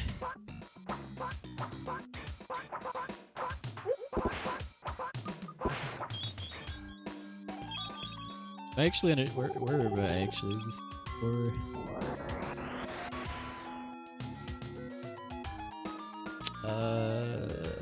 Yes, although I guess I don't have a lot of access to it yet. Oh yeah, wanting to get the commitment that you're actually touching it so that you can't back out.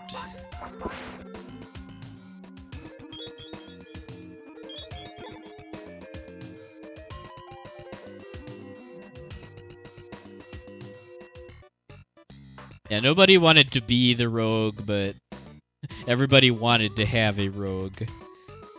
Rogues are not good in combat, but are good for other things. What fun is D&D if you're not good at combat?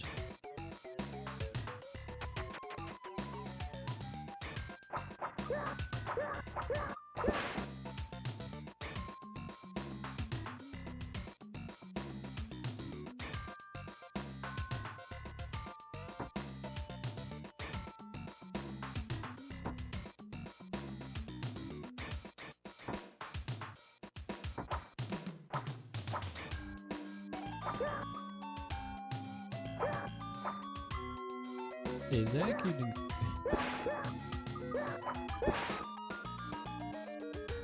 Tonight's episode of Brain Lord is about getting poisoned by anything and everything under the sun.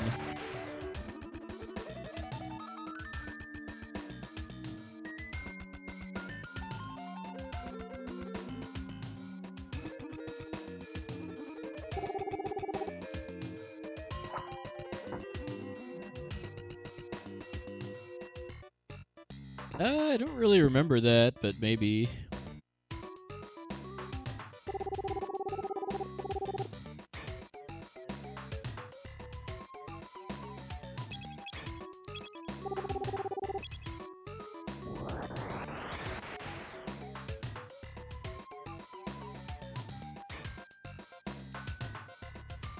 I thought there was a place where I could have gone somewhere else, but didn't. Couldn't go back.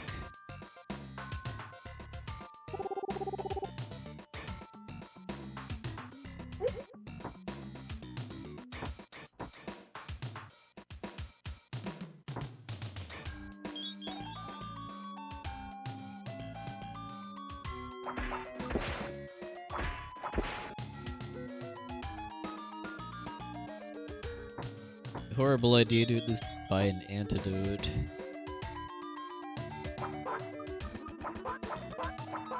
Oh really? That's...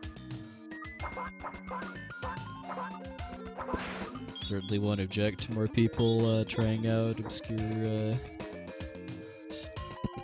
Yeah, I watched somebody play the new Link's Awakening earlier today.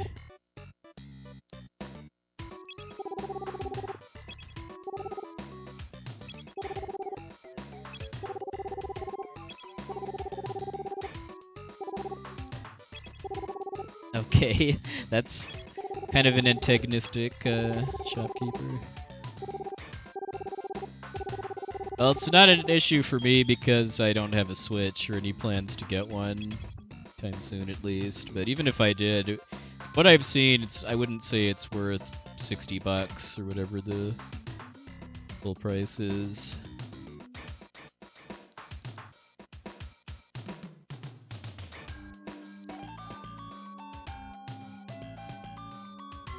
See myself on if I had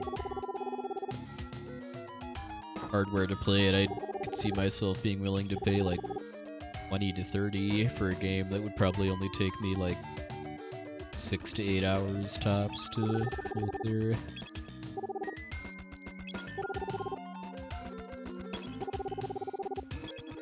It's taunting me because my inventory was full.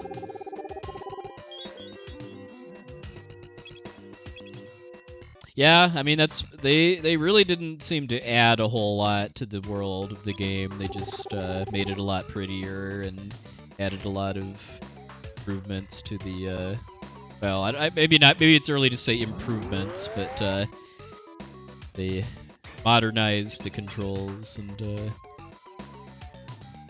added a lot of voice acting and stuff.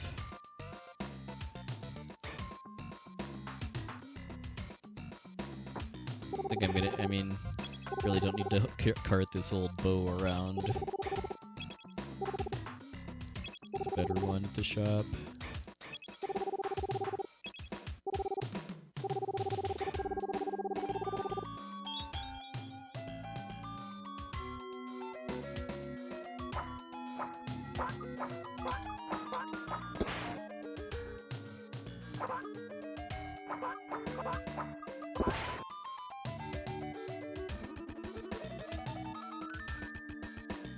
I mean, the new Link's Awakening honestly reminded me very, very much of the new Secret of Mana remake that came out last year as far as just being the same game in HD with some nice improvements and stuff, but still fundamentally the same game.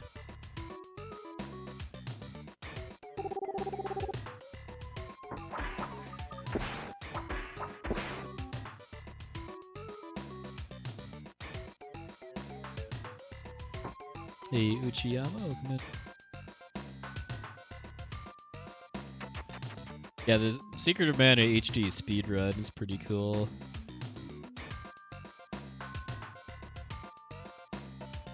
how different it is from the this version.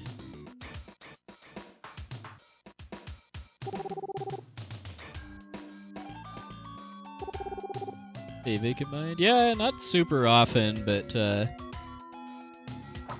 one of my goals for this year was to do some more casual 16-bit era RPG playthroughs, just kind of hidden gems that I missed.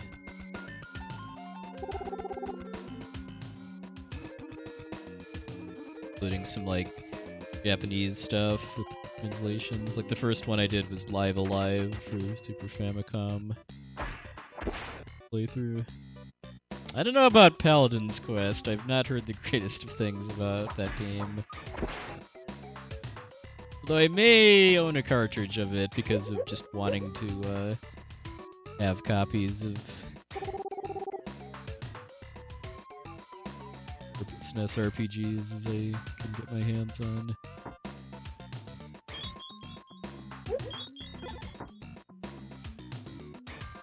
Did I ever play Moon for PSX? No.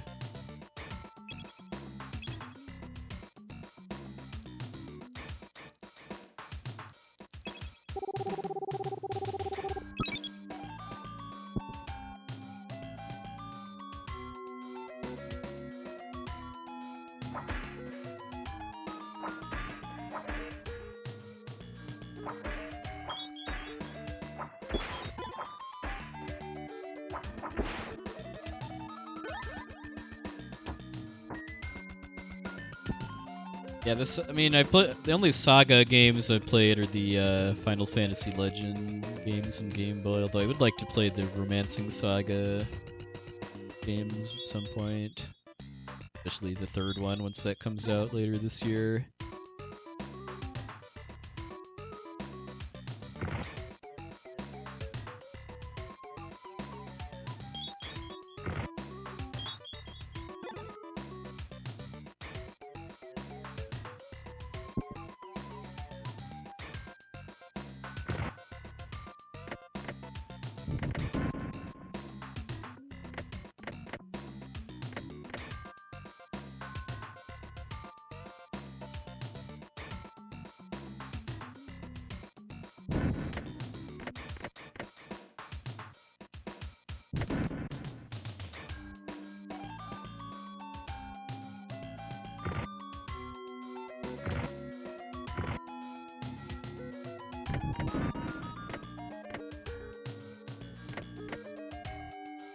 I don't want to drop the ice.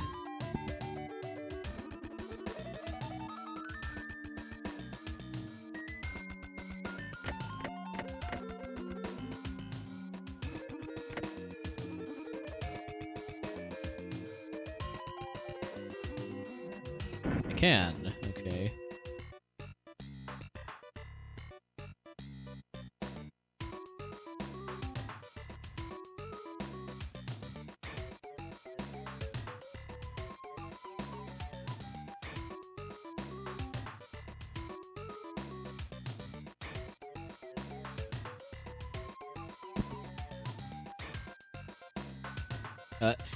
By and large, I'd like to figure these puzzles out on my own. But if I also don't want to get stuck so long on any of them that they get very boring. If it takes me too long, I'll ask for help. But for the most part, I'd really like to try to solve these on my own. So let's see, what did I do for the first one that dropped the ice? I think I just pushed this. It's over.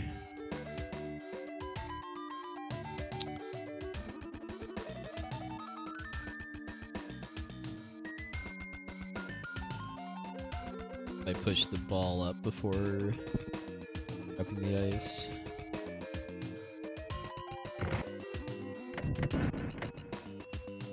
Nothing. Okay, that's probably not good. Hey, glow stick.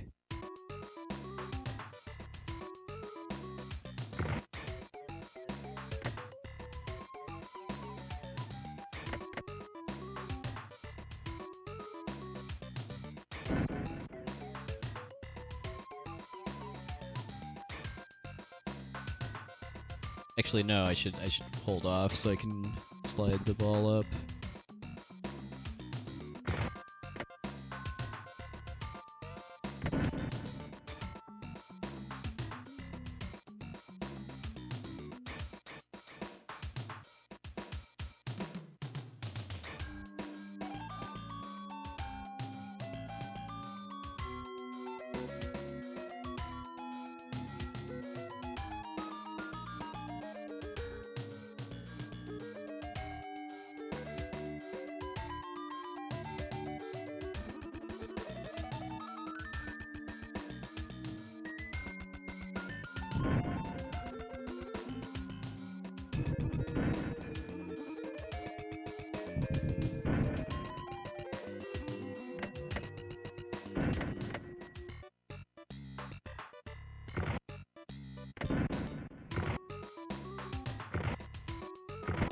Here we go. Yeah, this game reminds me a ton of Lufia 2 as far as the emphasis on puzzle solving.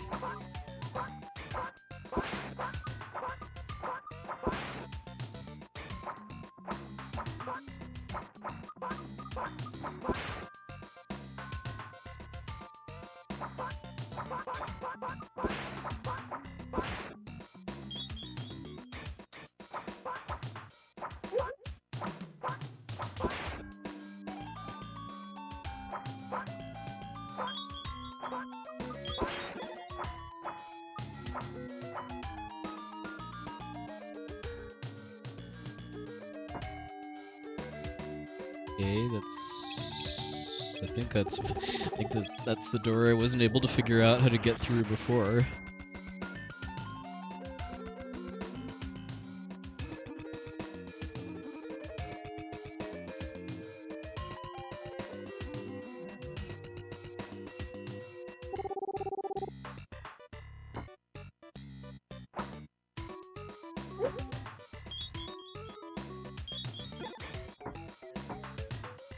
I can be a bit more cavalier about these spikes.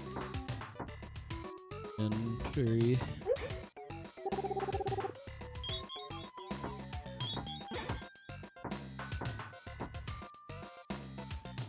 They don't poison yet. I'm sure that's inevitable.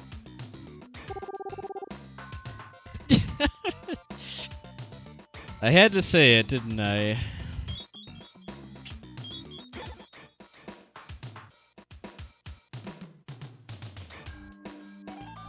Yeah, I've never actually played Demon's Crest, and I should fix that at some point. It's very good.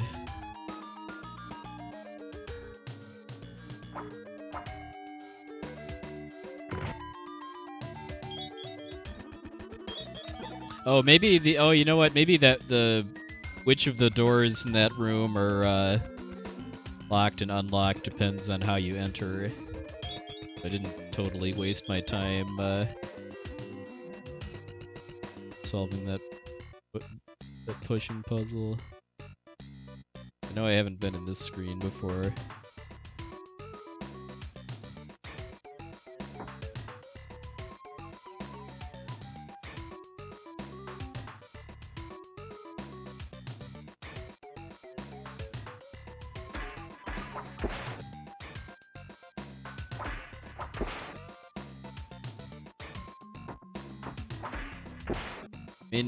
As a non-Switch owner, the impression I get is that it's especially worth it if the portability functionality interests you, as far as playing your games like in bed or on like public transit or something.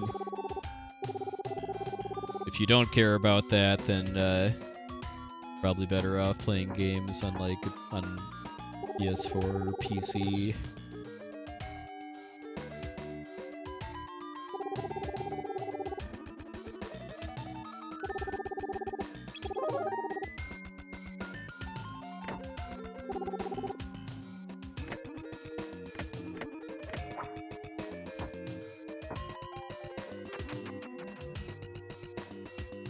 Played an Xbox on a train.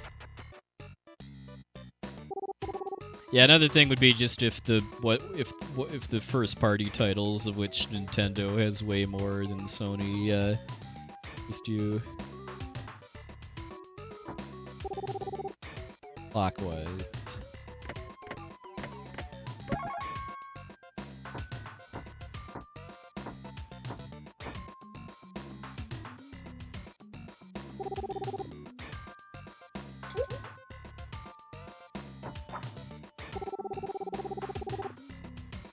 So switch close to you on the right, and look.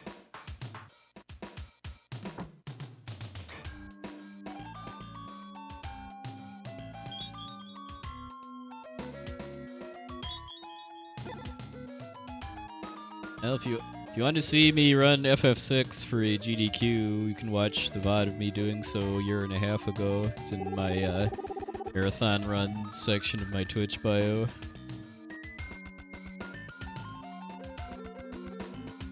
Okay, this is complicated. I'm sure that's by design too, so you have to keep walking back and forth through these spikes. Read the instructions. I've ever done an FF7 run. FF7 was one of my first speed games, actually. Back in 2011 and 12 was when I started running it.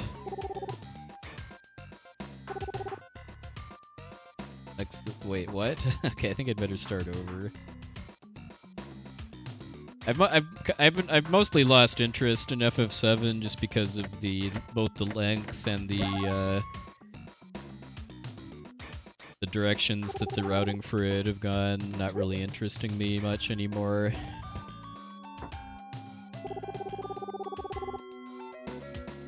If you want to know what my favorite Final Fantasy is, I have that in my Twitch bio just because that comes up a lot.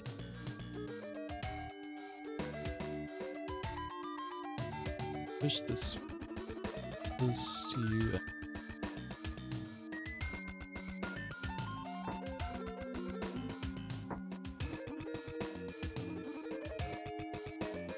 Just need to go out.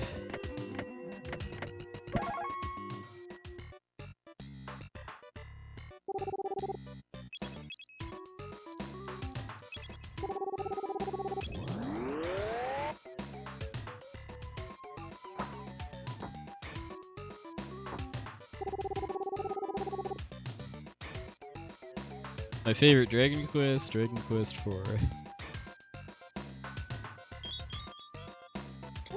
Dragon Quest 11's really good too.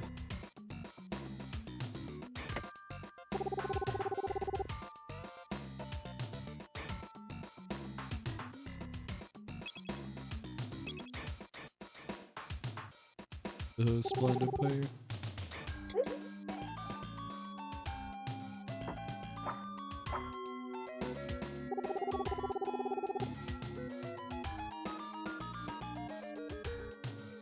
If you've never played, if you're talking Dragon Quest, I would say Dragon Quest 4, specifically the DS remake, is a really good entry point into the series. For no other reason than that it's only like a 25-ish hour game. The newer ones are much, much longer.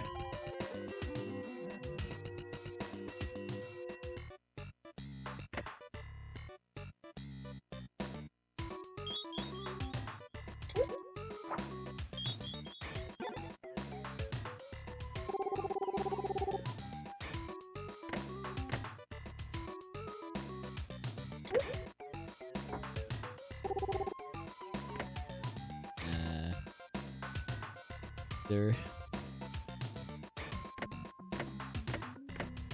Dragon Quest 1 was my first RPG I ever played at all. Got a free cartridge for subscribing to Nintendo Power. I mean, it's a short and sweet game, but it's I think Dragon Quest 4 is a lot more representative of the series as a whole. Like in Dragon Quest 1, you don't have a party, you just have one character, and all the monster fights are one-on-one, and there aren't really any bosses either, except for the last boss and a few other things. It's all just kind of about the dungeon crawling. There isn't really a story or anything.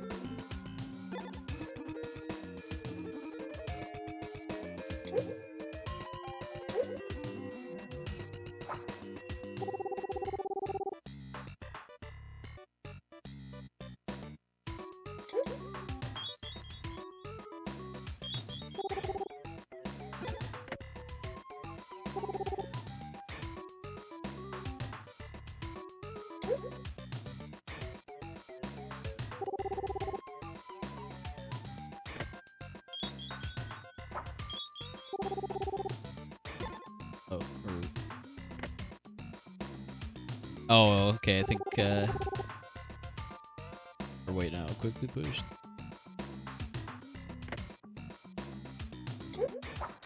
Okay, I think I pressed that one. But yeah, are you guys and gals, seeing why my, favorite Final Fantasy is what it is, though, as far as where these discussions inevitably go?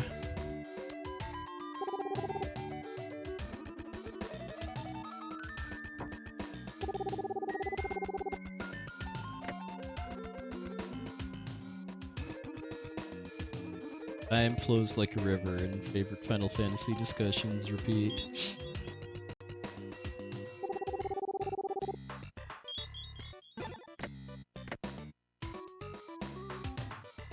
I mean, every game I've speedrun I've enjoyed for different reasons. I don't really have a clear favorite.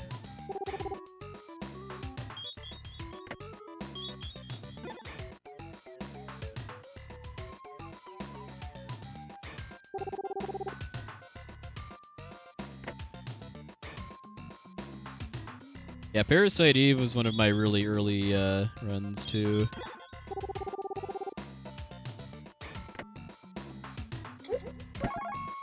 There we go.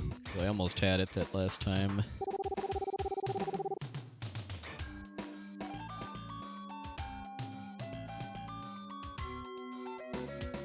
The first Final Fantasy I played and completed was Final Fantasy 1. NES version.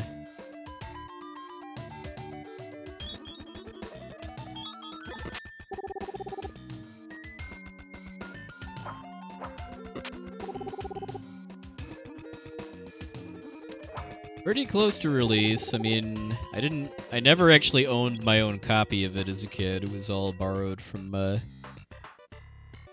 high school friends, but I mean, I met him after moving to a new city in '91, and I think the game came out here in '90.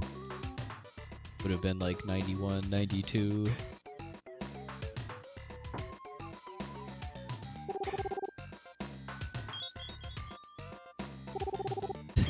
Don't worry about that plaque. Poison. Waiting for that.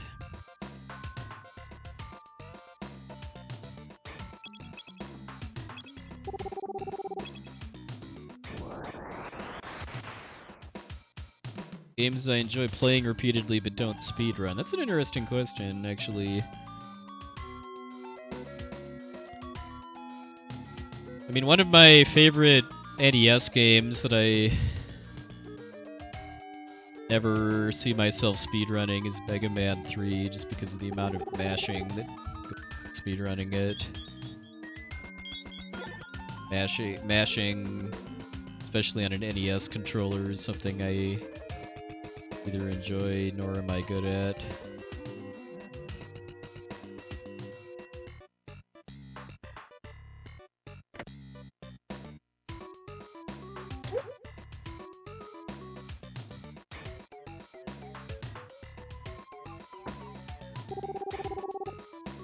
As far as RPGs, like one that comes to mind that I enjoy playing, but the speedrun doesn't look fun to me is Super Mario RPG.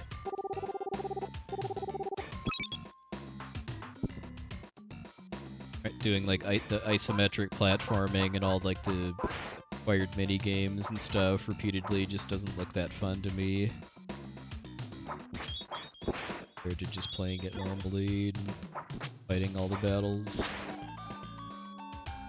I mean, I'm not saying it's not a good game. I'm just saying that the speed run doesn't interest me.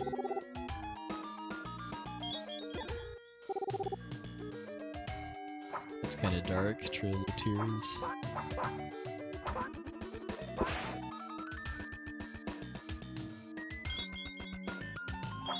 Yeah, I've never touched super jumps for more than like once in any playthrough I've ever done of the game.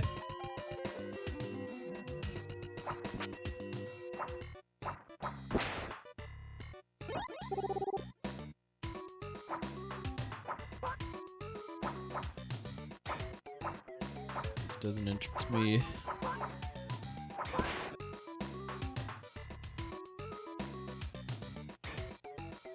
Well, it was in AGDQ this year, along with being the finale for Limit Break. Just incredible for AGDQ and Pidge 01 for Break.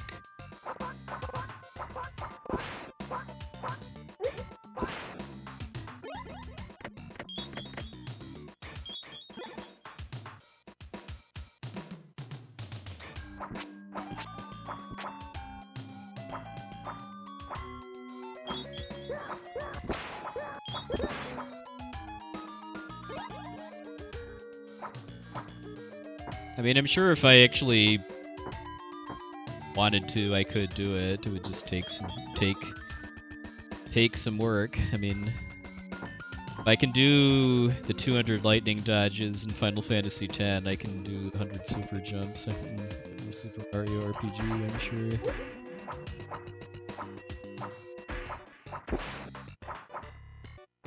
And yes, I have 100%ed Final Fantasy X, which includes getting all the crazy ultimate weapons. I know kind of a secret to it too is to do it on enemies that don't have like idle animations, that you're not having to deal with trying to hit a 3-frame window on a moving target.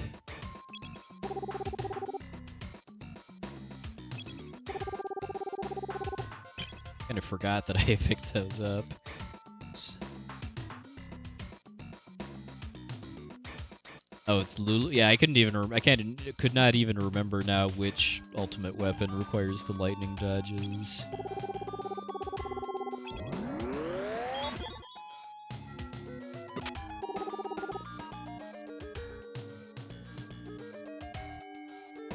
Yeah, I'm really, really pleased with how that run went. And somehow I knew that the plaque that was on spikes would be a troll message.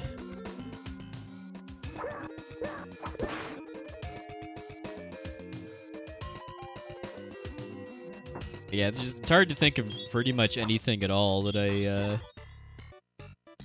wish could have gone differently about that trigger run at SGDQ.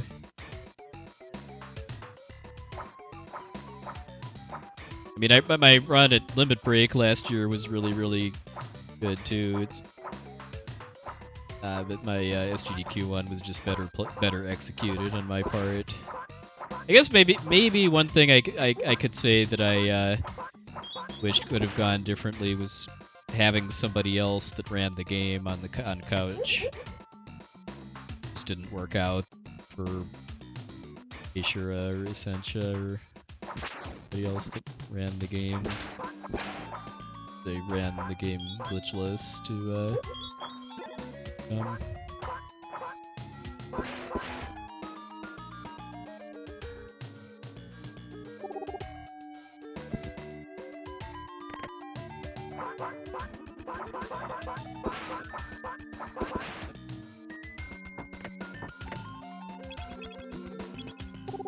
another door up there.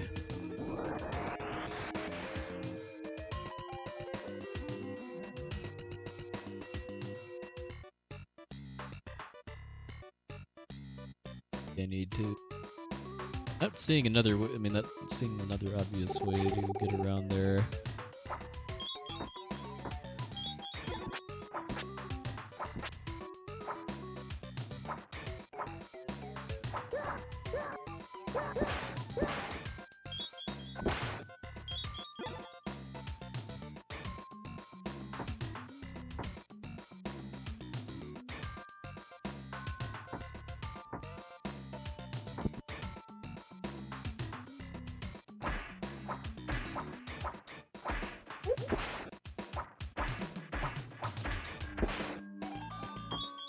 health should definitely come first. Depends on the situation, though. Like, I mean, I don't know. There's a lot of times where I just get into a mood to do, like, routing and practice and stuff for my speedruns.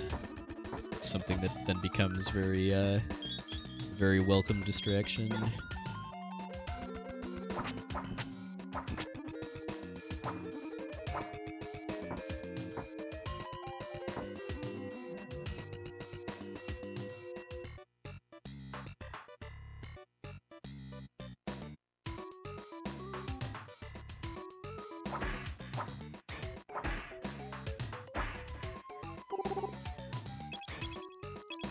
Done this way yet? Got a key I haven't used yet too.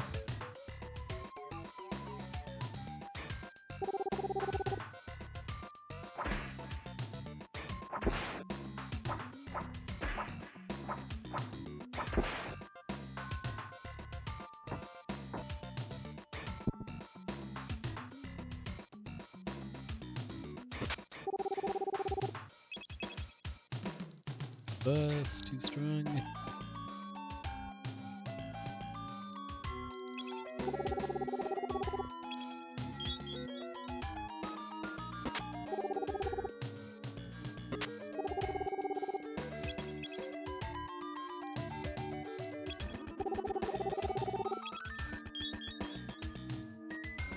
Any healing items now that I have this regen? Red wing key.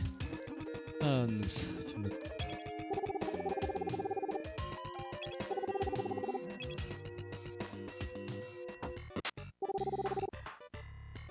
Ice key, that's a lot of keys.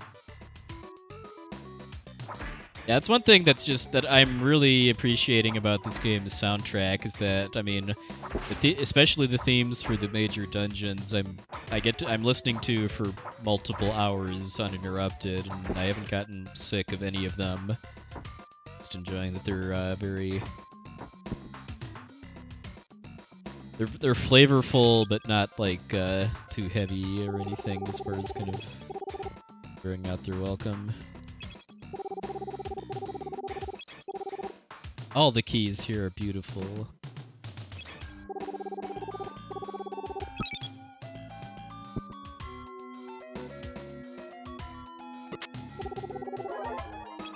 Fire sword, huh?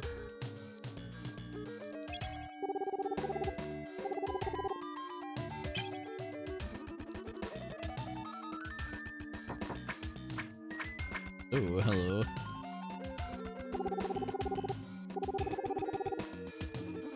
Melt ice.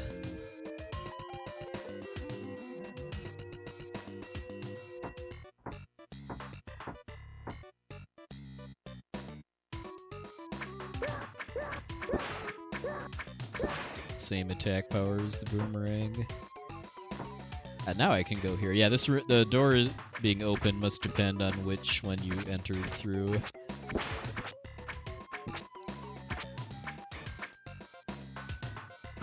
Oh, I can't. Oh, that's right. I can't use magic on this floor.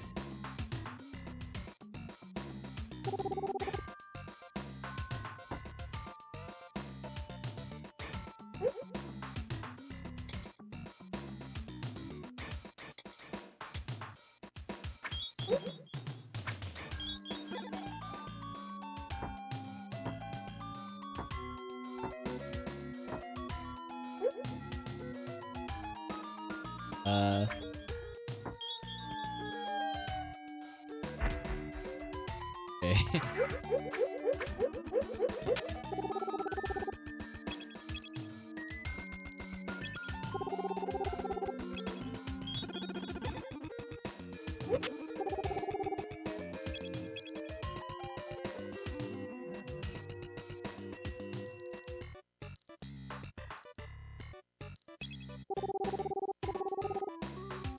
Helmet won't cave in. Probably. That's encouraging. Hey, Shintek. Those are by, fairies. Get items called jades that become fairies that follow you around.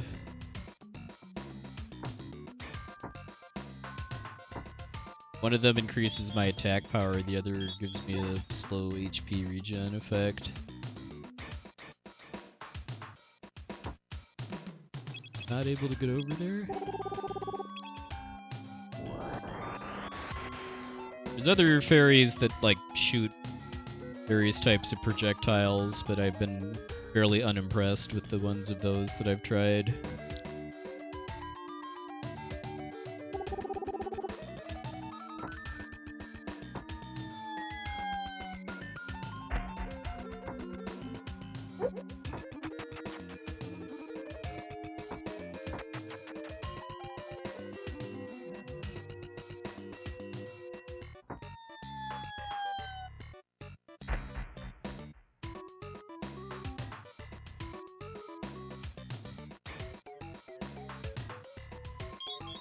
It's a game that people might be surprised to find out I haven't played. Ocarina of Time might surprise people.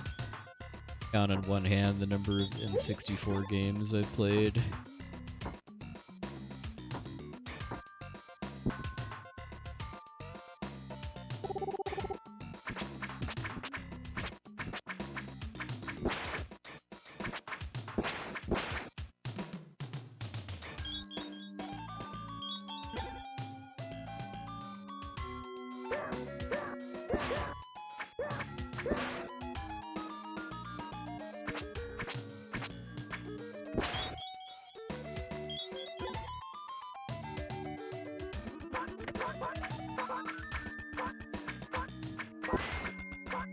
No, I've never played Quest 64.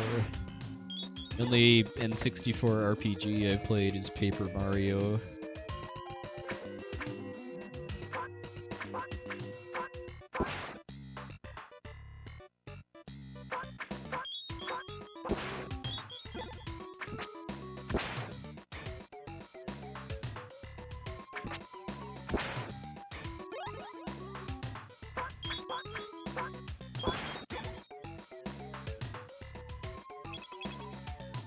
I mean, that's a big part of why I never got one as a kid and went to the PlayStation instead, was RPGs. And just not really being that big a fan of 3D platformer games, at least the kind that they made on the 64.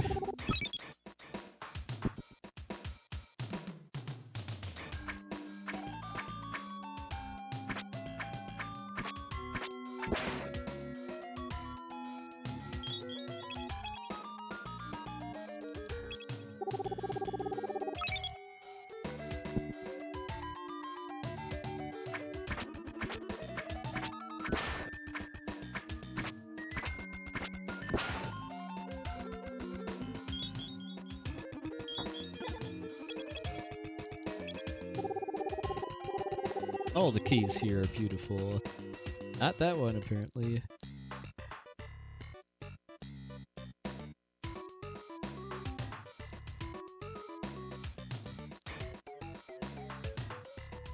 Right, I guess we got places to explore in this floor. Oh, you know what? That's actually probably another thing. I've never played a single Pokemon game. Also never played a Tales game.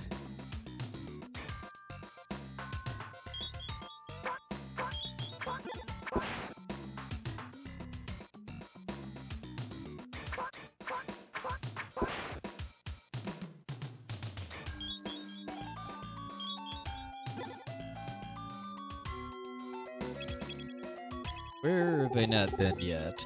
Clearly I need to go check out another section of this floor with my last key. I mean, there's that water room in the upper right.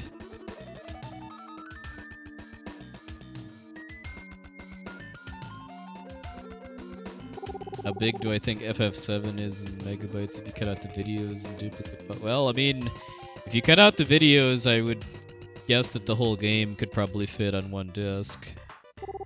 And I'm sure the main reason it came on 3 discs was the FMVs.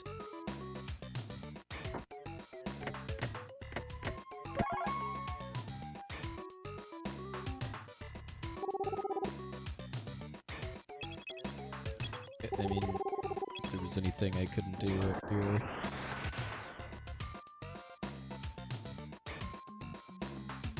Yeah, I mean, there was just some treasure past that door.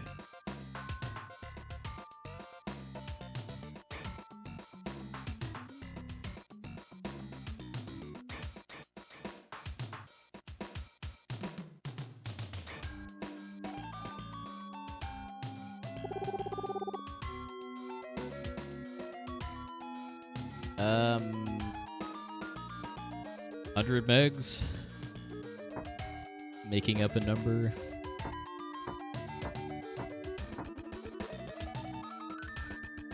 $300.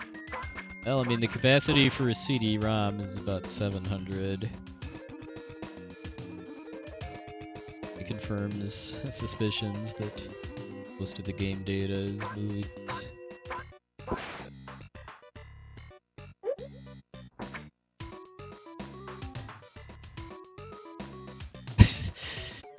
Okay, I think these orcs or whatever are just having fun now, sliding on the ice. Just double check that there aren't any other doors.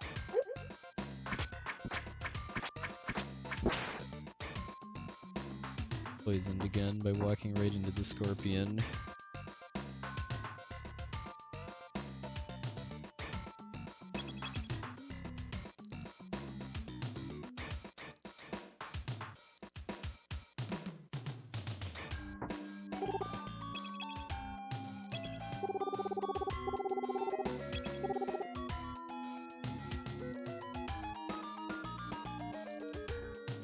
Did not that have more keys? I thought I had like a key that was 2 words combined, although I guess I must have used it.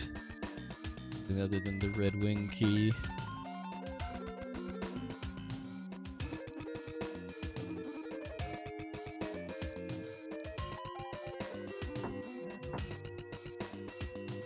I guess I need to go somewhere that I need the sword to melt ice. Which I don't remember having seen yet.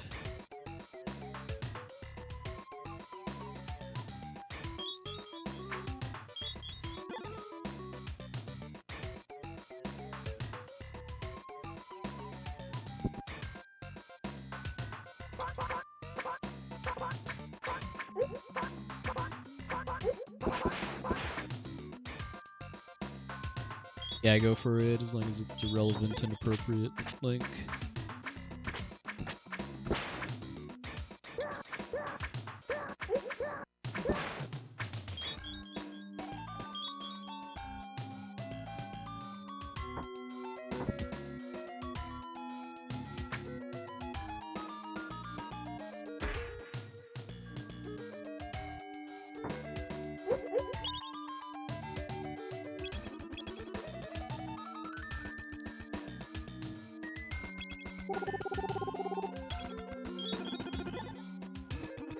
Yeah, I'm feeling a lot better, thanks.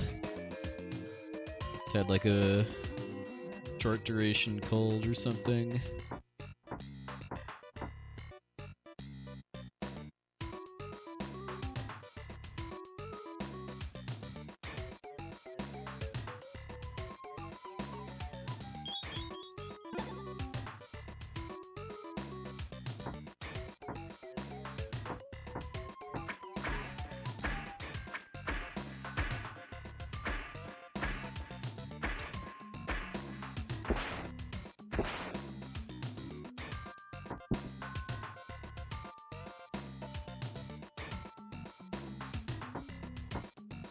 You go back to the previous floor or something to look for ice to melt. I mean, there were some puzzles where, or some rooms where there was ice in obnoxious places, but, well, what about, well, maybe there's those rooms with the kidnapped townspeople in them that had ice in it. Also this place here, but seeing any super obvious way to actually get across that pit.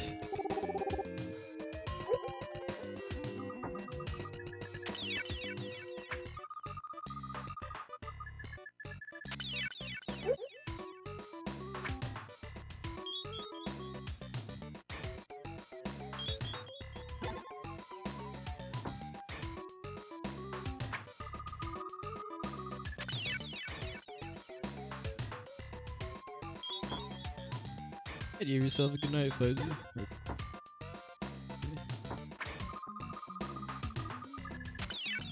Probably be going another hour, 2.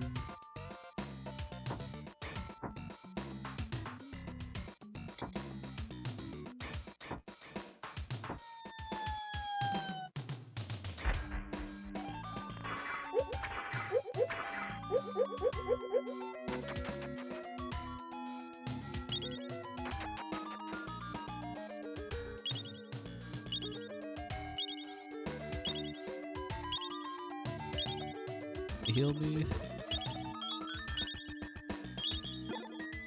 We're just gonna sit tight here for a second and do this healing.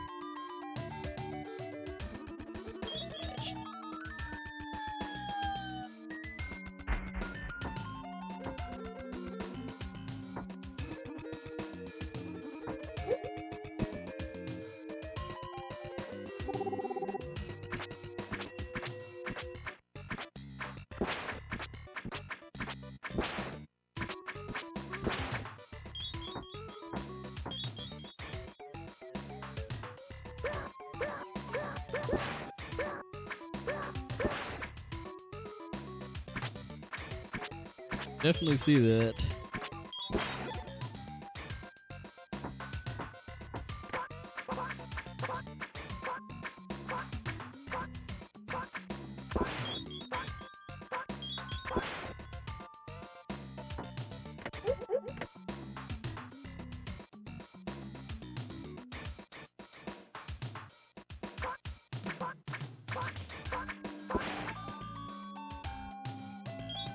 Well, I guess we need to start going further back, because I'm kind of at a loss for what to do.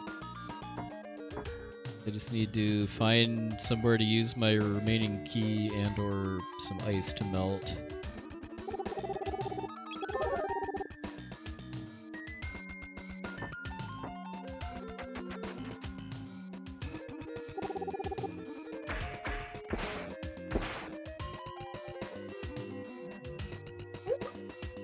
Oh, here we go. Closer than I thought.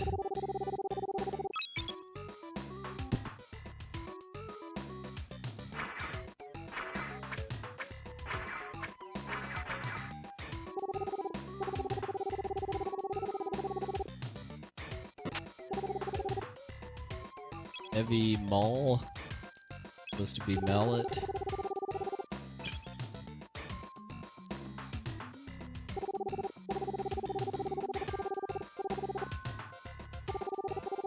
Back to you, wanted to test the heavy maul.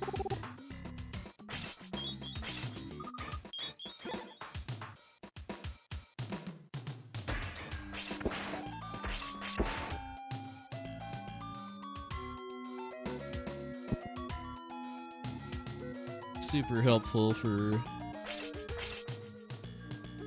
next though.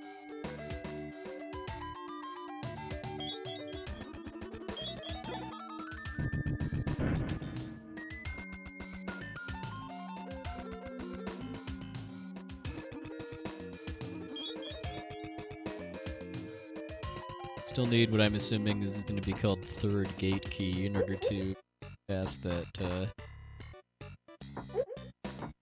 last area.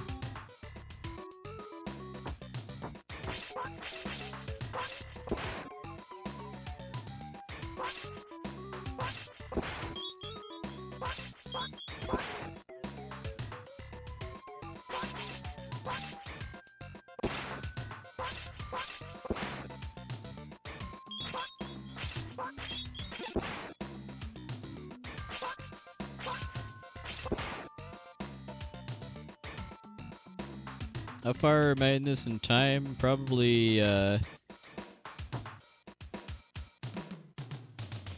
10-ish hours.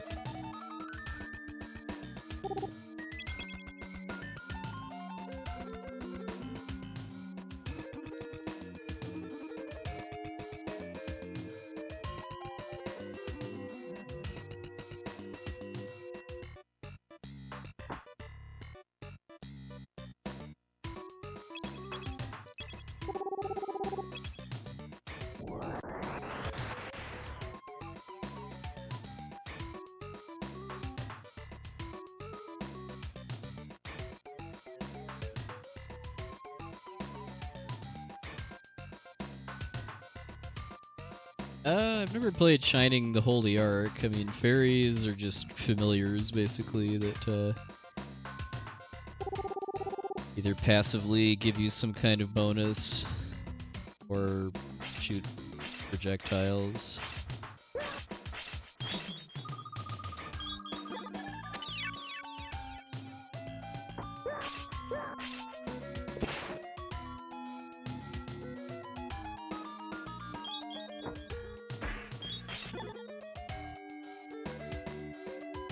Well, I'm not upset just because I have a PS4 and have no interest in the Switch or Xbox.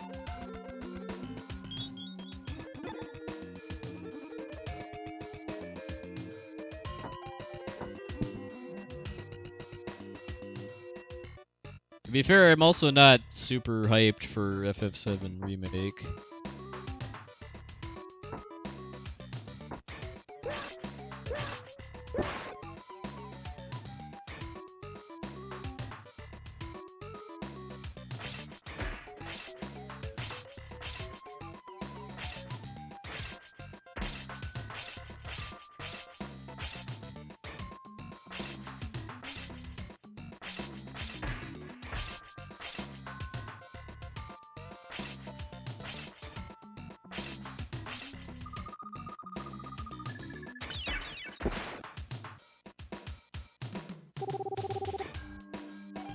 Good thing, already poisoned.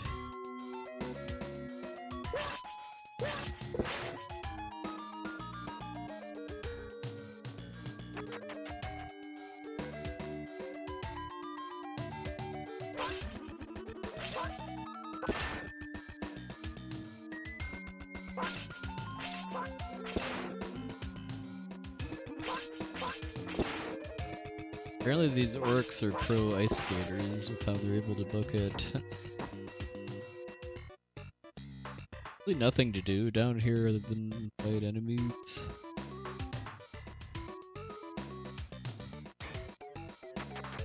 Ever tried speedrunning Terranigma? No.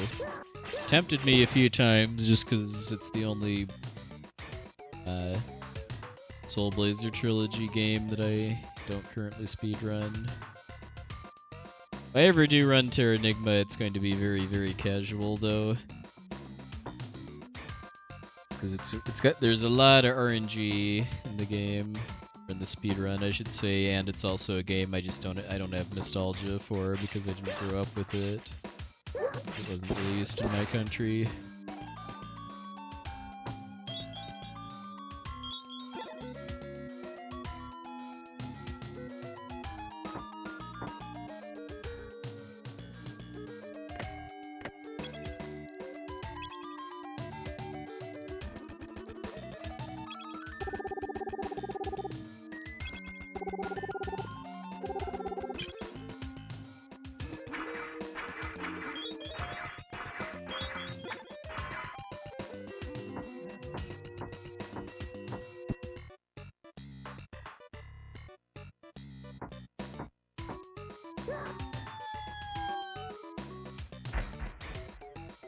Maybe there's a pit I need to drop into in order to progress.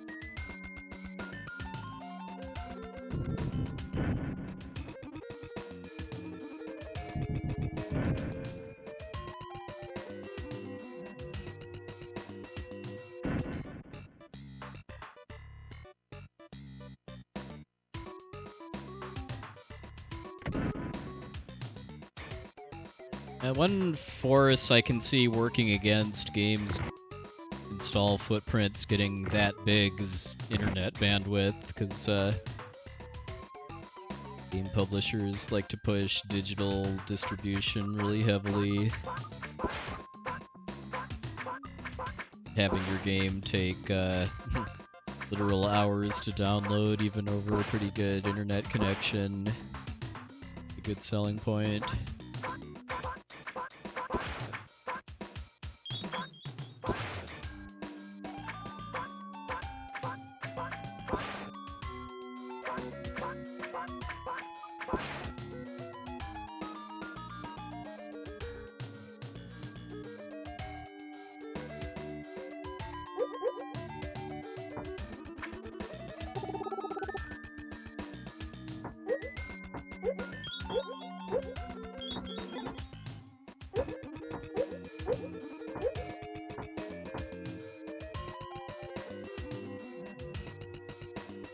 I mean, I'm sure it will, but I don't think it's gonna be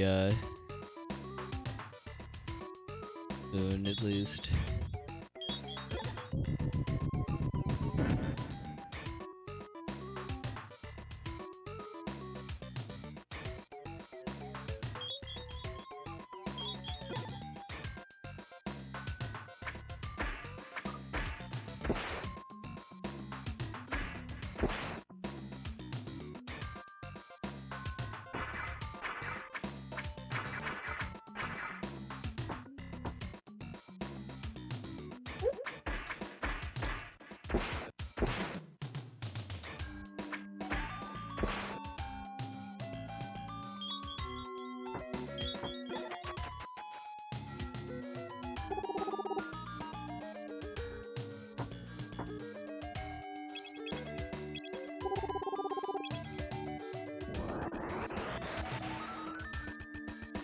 New weapon is nice, but I don't really see it being that great as far as getting me across like that pit or something.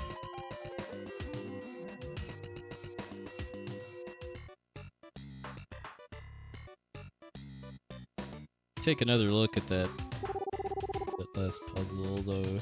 Forcing me to backtrack just through kind of lengthy puzzles I've already solved.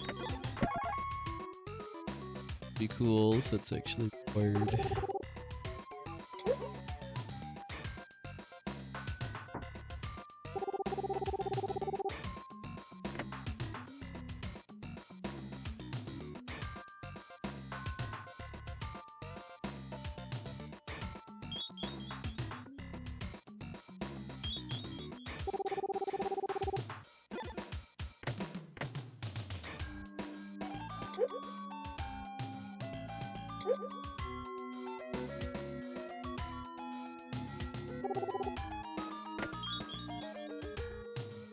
They need to read the plaques every time, but no, I've never played Skies of Arcadia. That's GameCube? I've never played it. Well, I've only played, I think, one GameCube game ever, and that's Twin Snakes. I didn't even play it on a GameCube, I played it on Wii.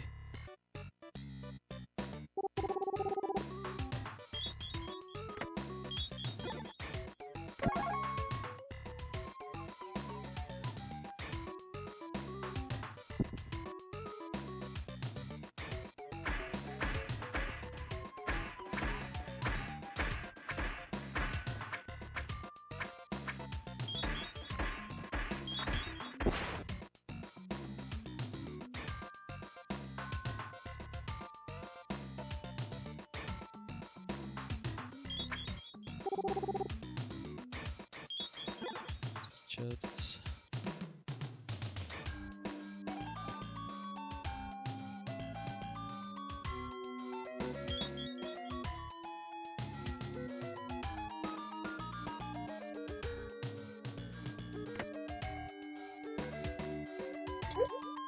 Oh, maybe check out the place I found those other 3 keys again, that area.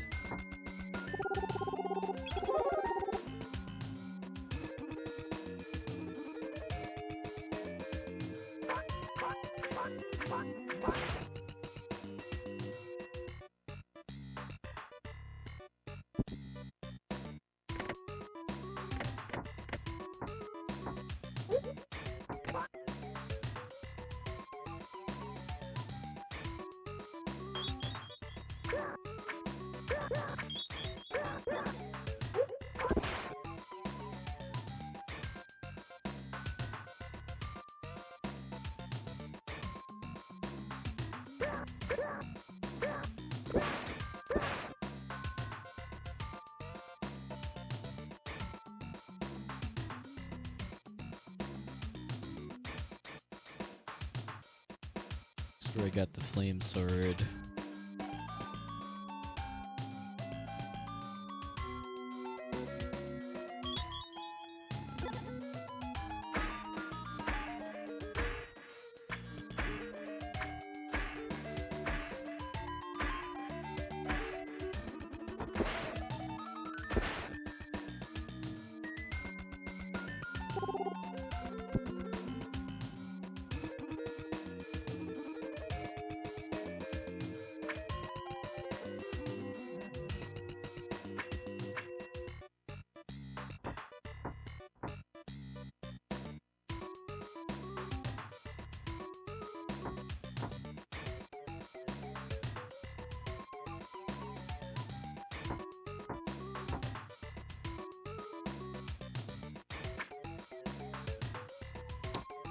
Looks like there's much else to do here.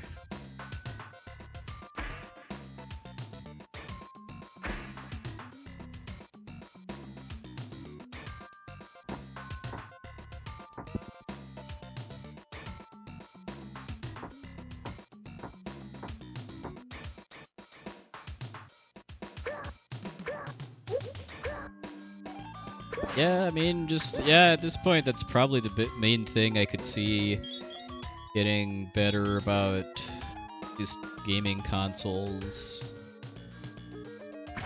Having faster storage access, faster processors, and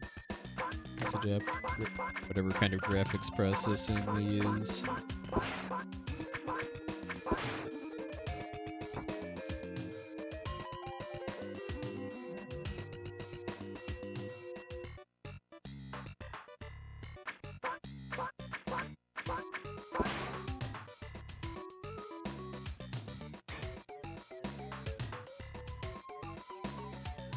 Hey, Digital Justice. Yeah, this has nothing to do with Illusion of Gaia or other Quintet games, but I can certainly see the similarities as far as being just an action RPG with heavy Zelda overtones.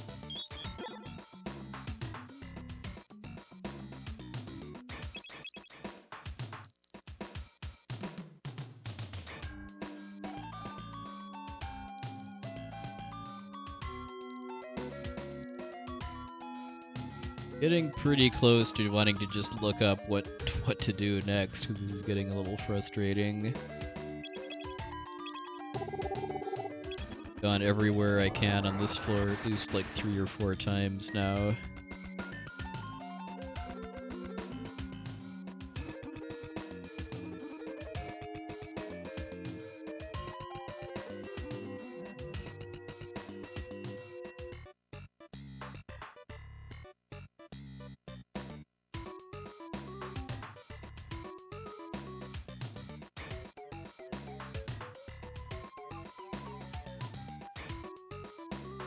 I tried to backtrack to like one of those areas with NPCs and ice in it, but was unsuccessful at finding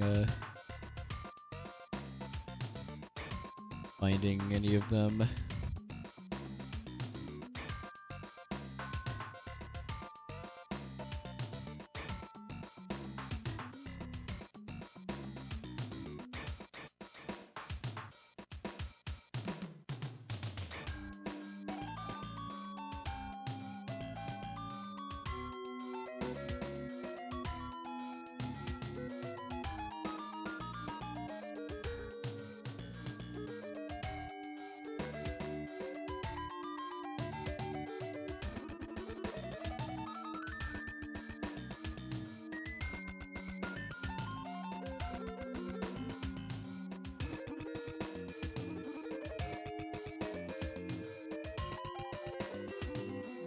Okay, so I do need to find a way across that water. That's where the last key is. Yep.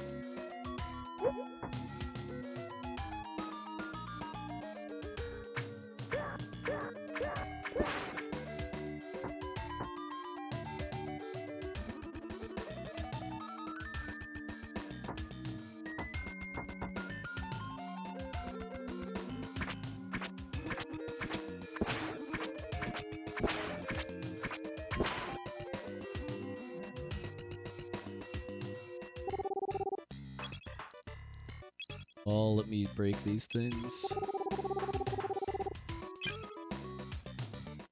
Now this is made by the same developers as 7th Saga, so that's certainly an apt comparison.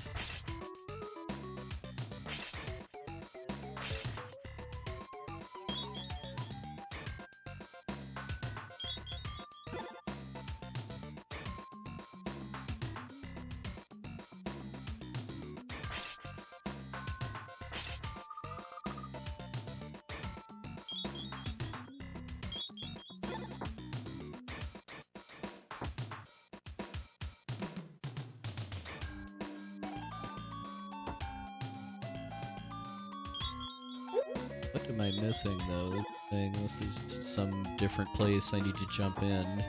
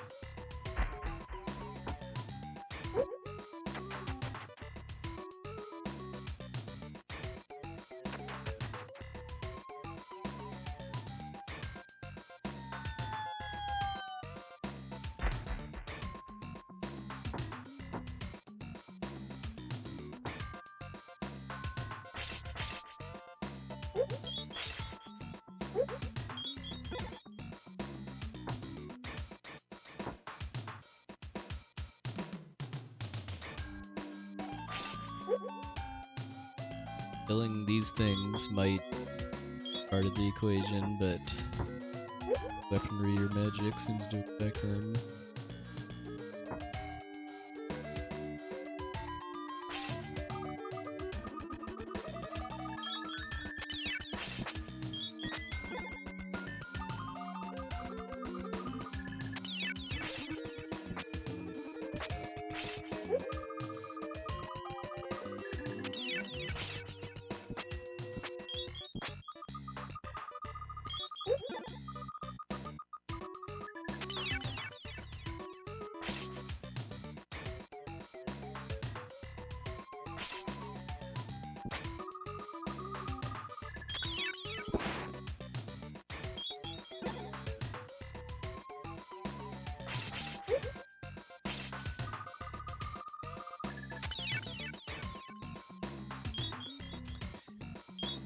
Trying to see if sniping that enemy had any kind of...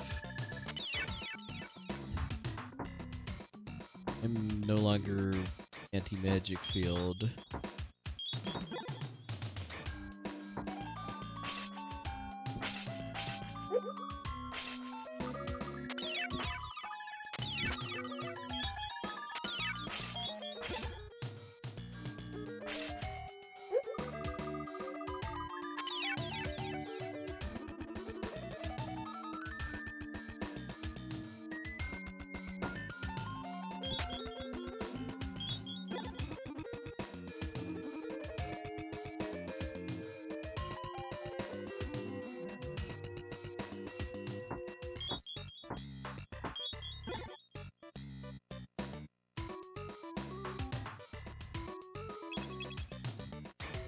items. Like, what is this?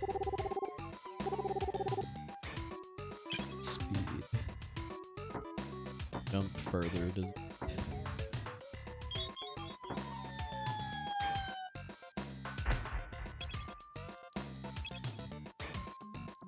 Yeah, give me a hint. I'm getting pretty frustrated by this. I hadn't looked up, at least to see that the key I'm looking for is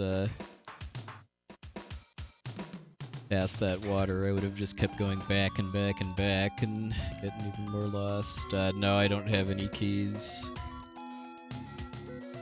I had an ice key, but I used it to get the weapon I'm using now.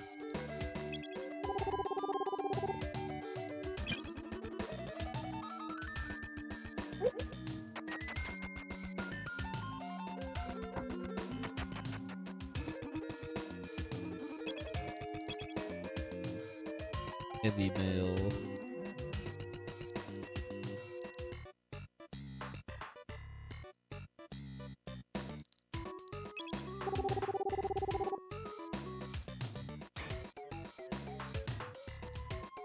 Looking like a no.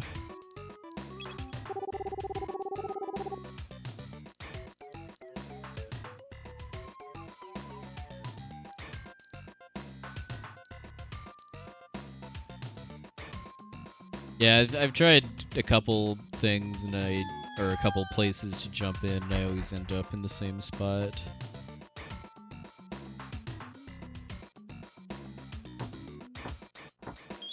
The fire sword was just in a room by itself.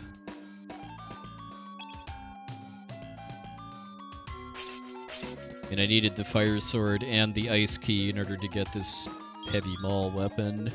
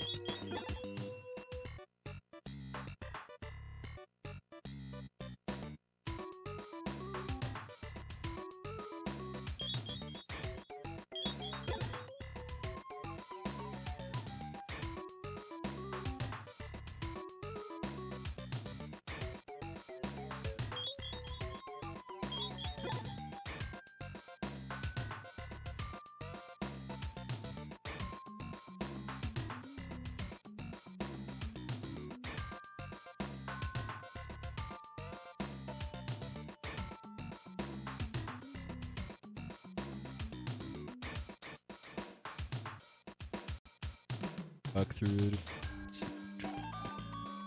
the Dunek. Getting the fire sword.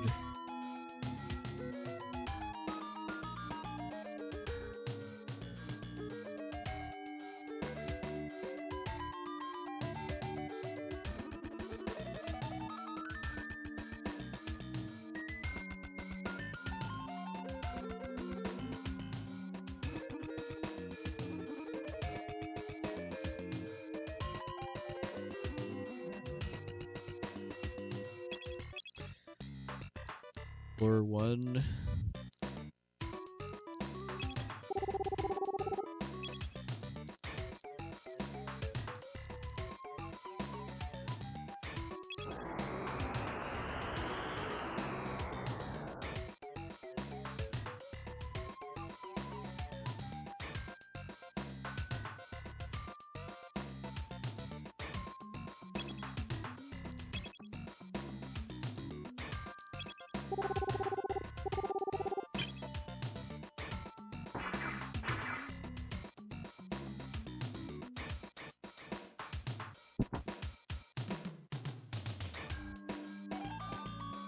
Was this cut off too?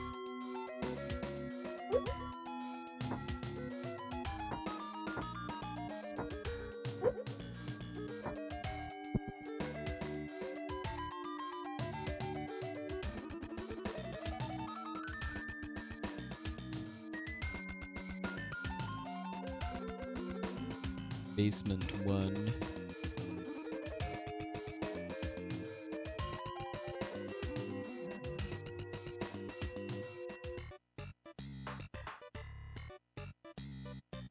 It's a bit like Illusion of Gaia, although it's made by different people. It's made by the people that made the 7th Saga.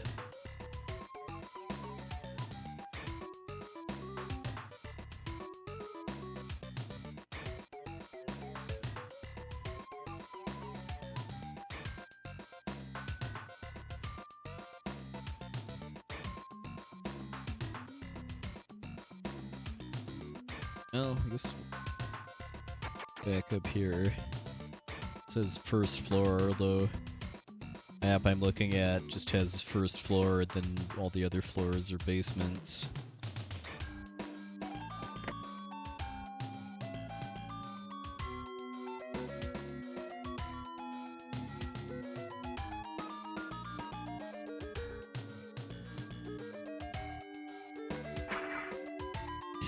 Can cheese this puzzle now with the fire.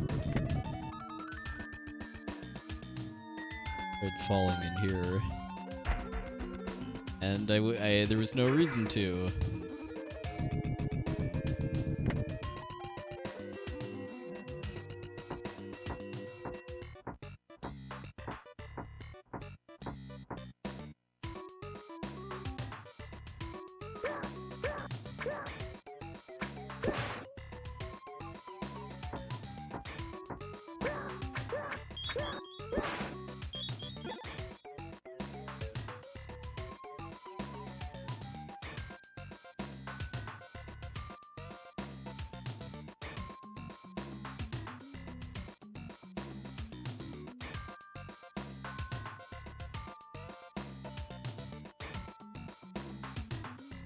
Oh, okay. I think I remember going around the.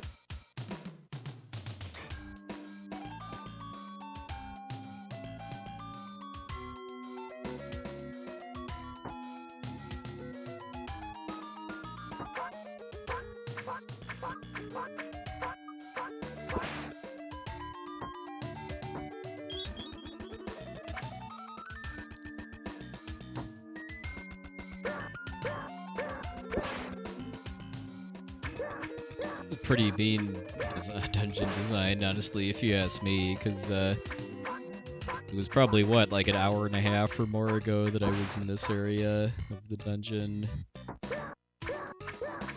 Just pretty much forgot about down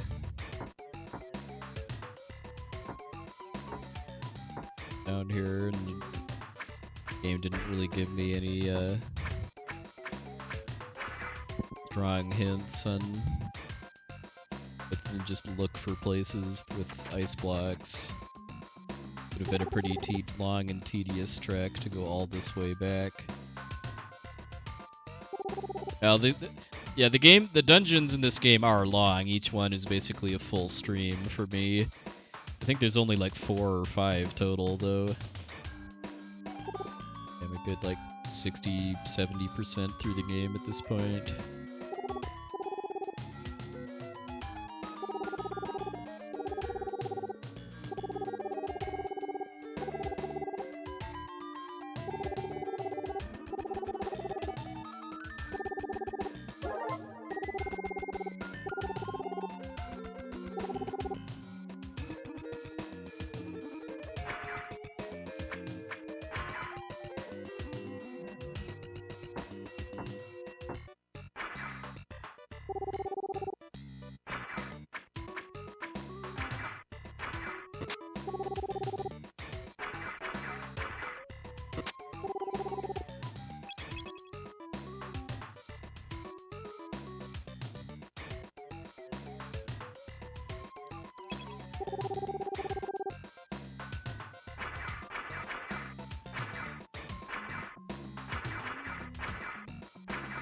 Break all ice blocks.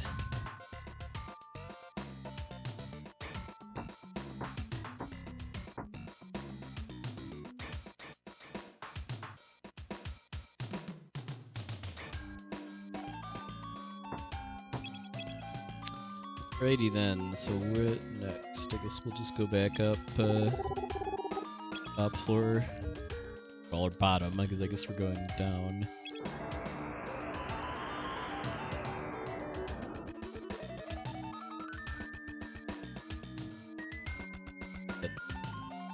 Locked door I should now be able to open with the floodgate key. Can't remember if it was this way or else.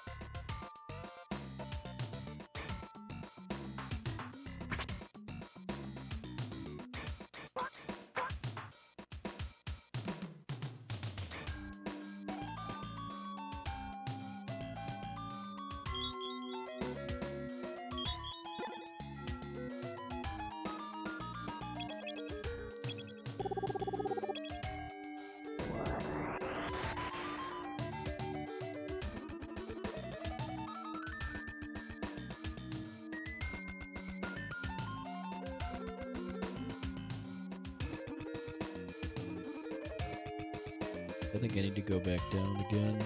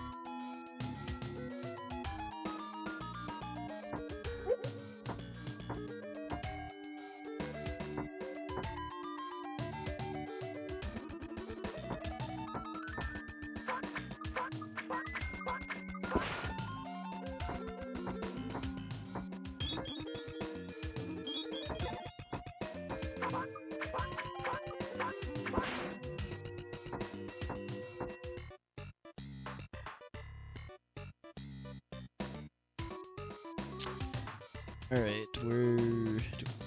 key.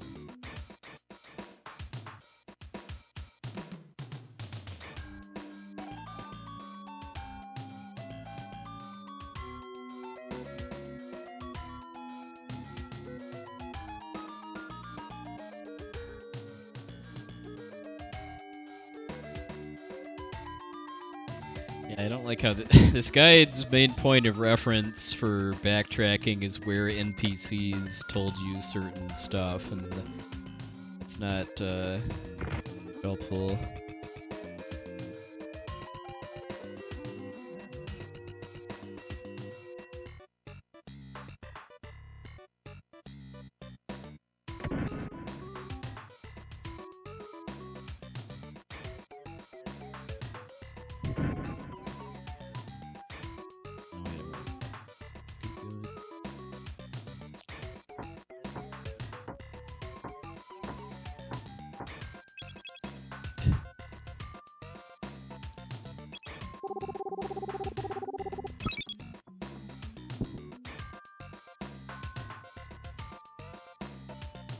Alright, I'll gladly take another switch puzzle over bust.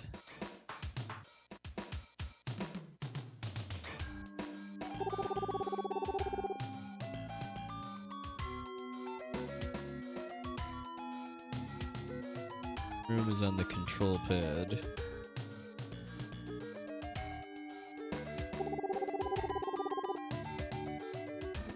I played Golden Sun, no.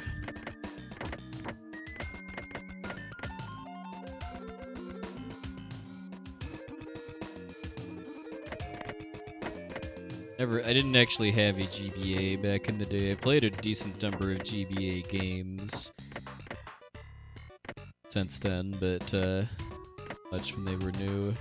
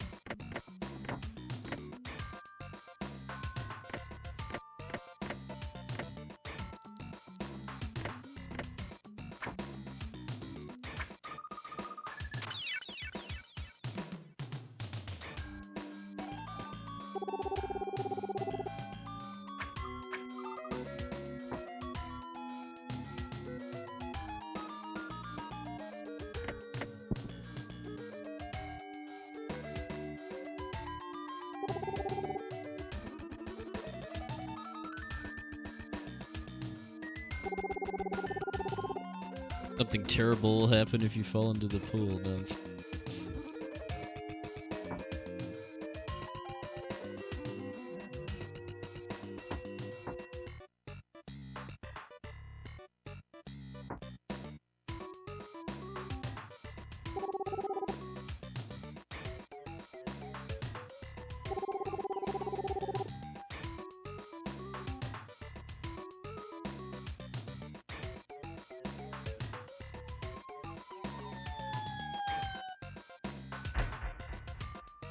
Oh, okay.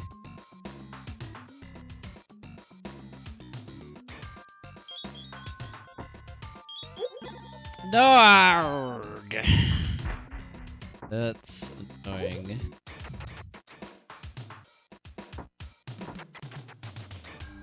Keep forgetting too that, yeah, if you jump into an enemy, it just pushes you off. It's lucky.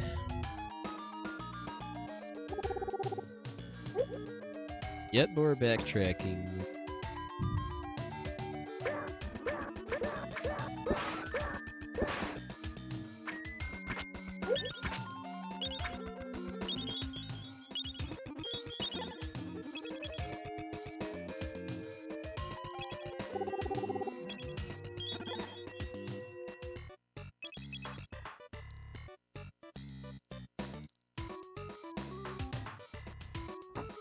Okay, well, zooming through.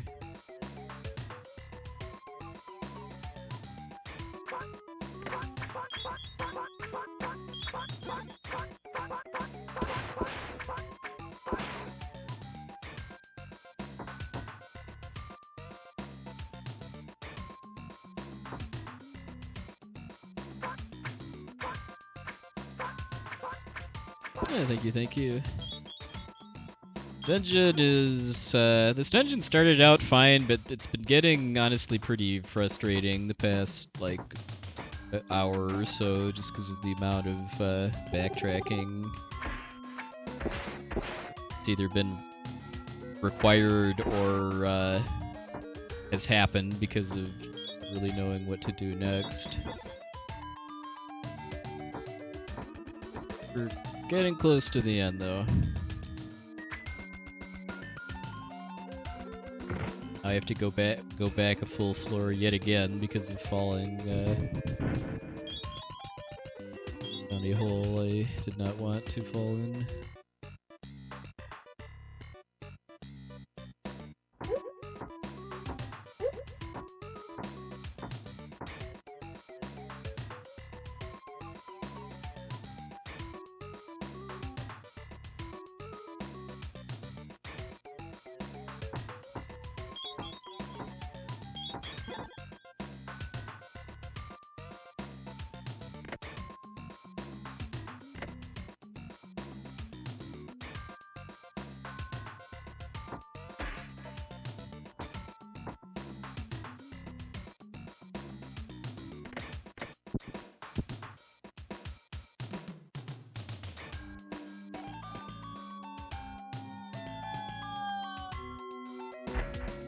Scorpions are gonna die a horrible, horrible death. They're making me fall.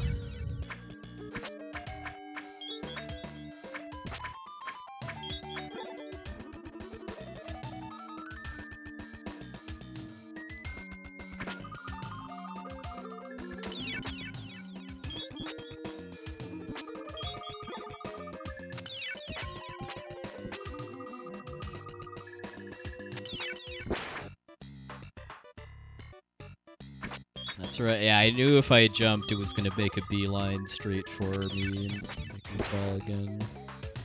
Oh, come no. Nothing until it's all.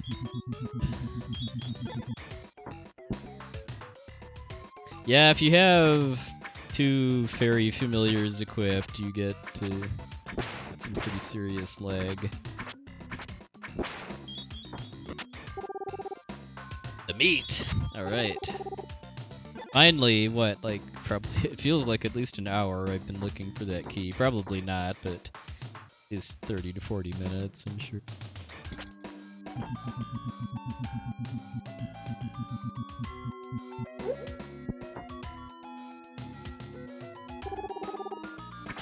Replete with having to look at a guide twice just to where to go.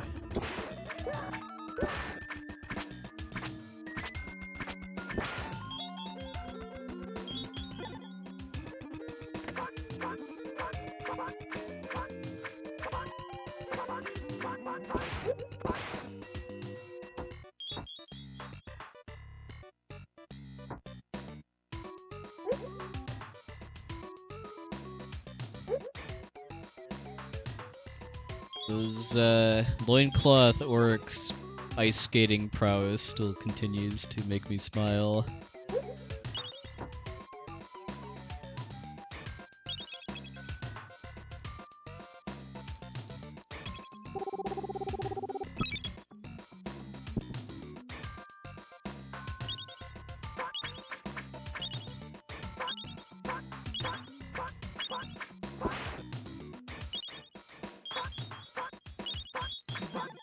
No, this is Produce, I think, is the name of the company that made it. They're better known for the 7th Saga.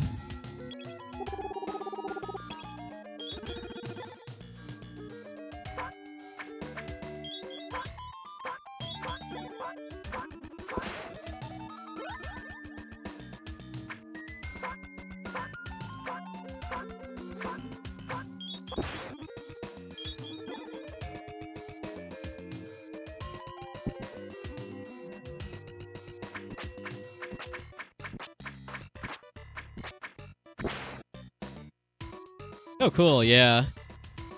It's a bunch of people asking for mod links for various things, and just, yeah, I went ahead and set up the command.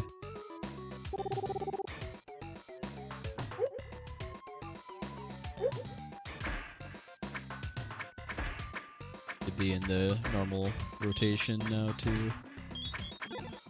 RPGLB is RPG Limit Break, which is both a annual charity fundraising event focused on RPGs that I'm on staff for, and it's also a Twitch channel that, in addition to hosting said event, also hosts various other types of RPG speedrun online marathons year-round.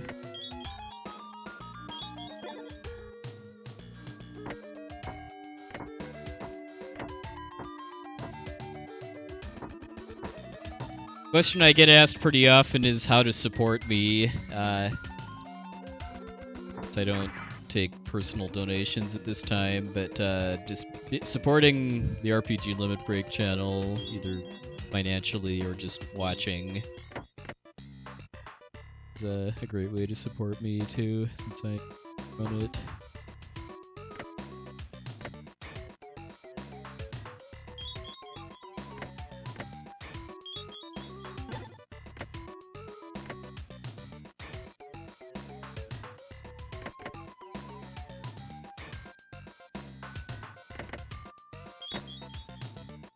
I need to save the these ones for the corners. think I'm gonna be able to get the bowling balls with that kind of finesse. I do information technology, my day job.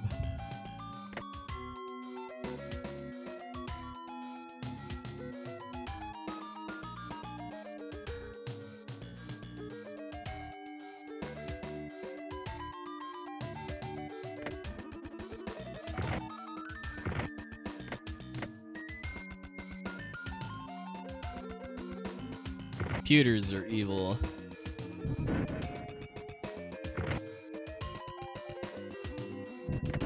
Every day in every way.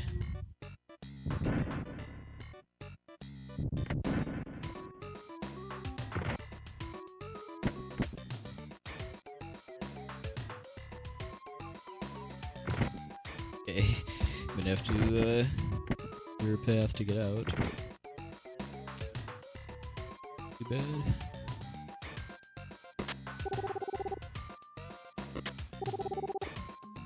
Wave key.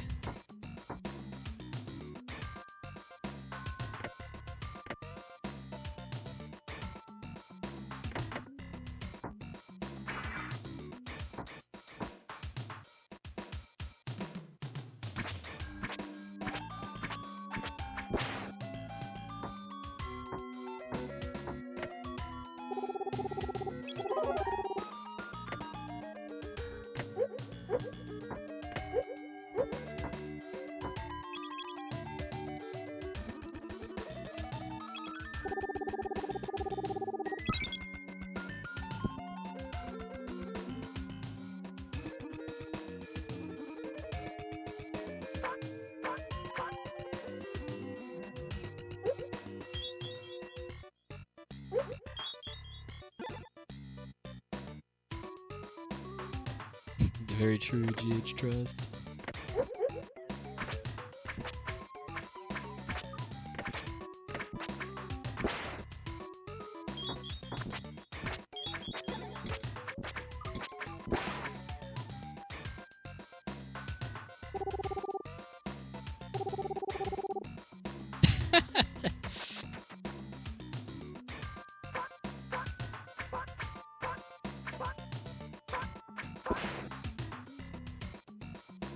Dungeon is something else as far as the troll factor. It's like the third, I think, plaque that poisons you if you examine it, and in the library in the fictional city of Toronto that I passed through on my way here, there were 2 books in the library that poisoned me.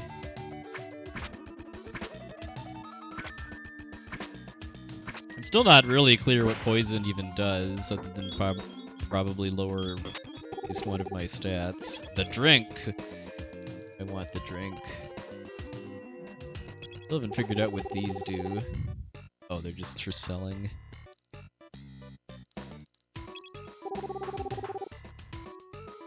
Temporary speeding.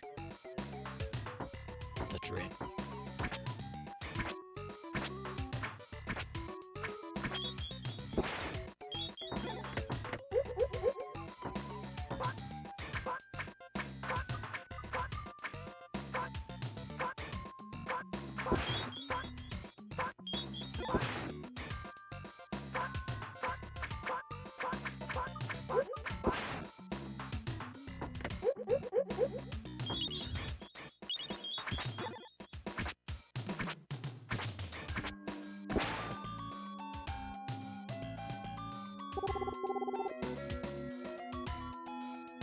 Those are normally healing springs, so we're just gonna sit tight and let my fairy work his or her magic for a bit.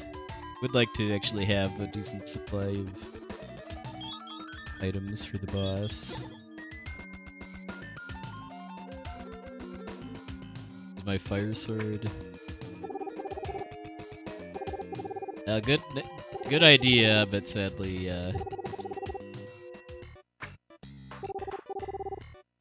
sadly no go.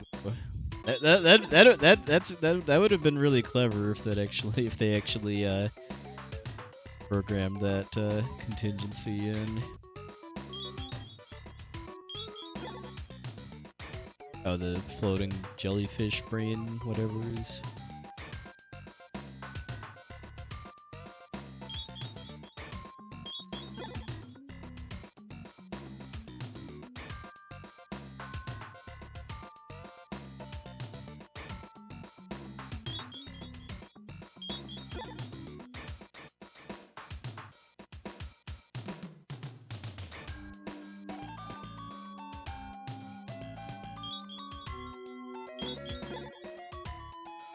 Oh, nice.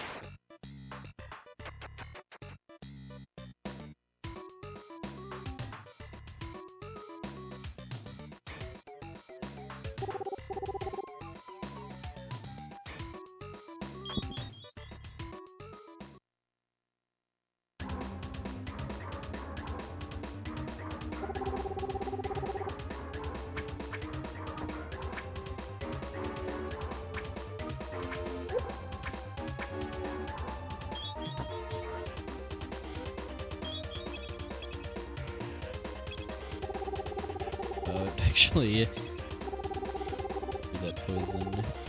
Can't use it in a bot. Well, I know I saved after out. Gonna lose tons of money.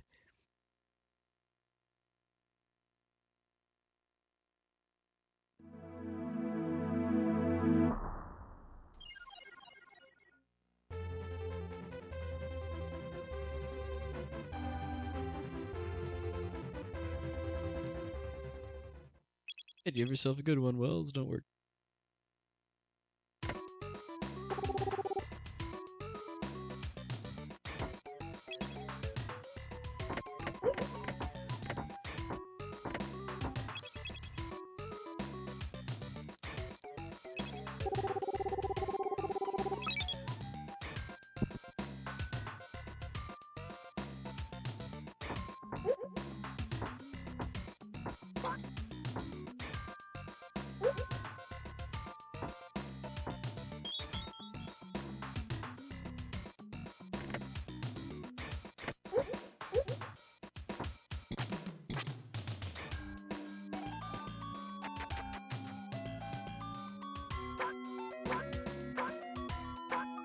It's the goblin. About him after getting to him, hopefully to unlock a warp point, and then go walk a bit.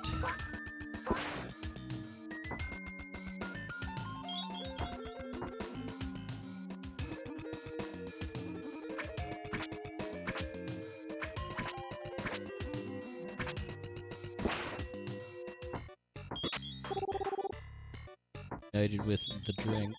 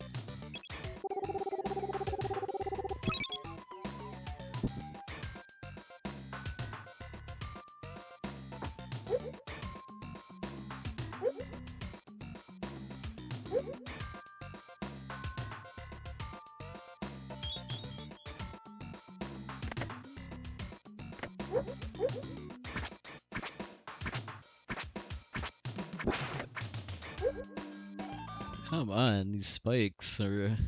I'm just not learning my lesson, and we're.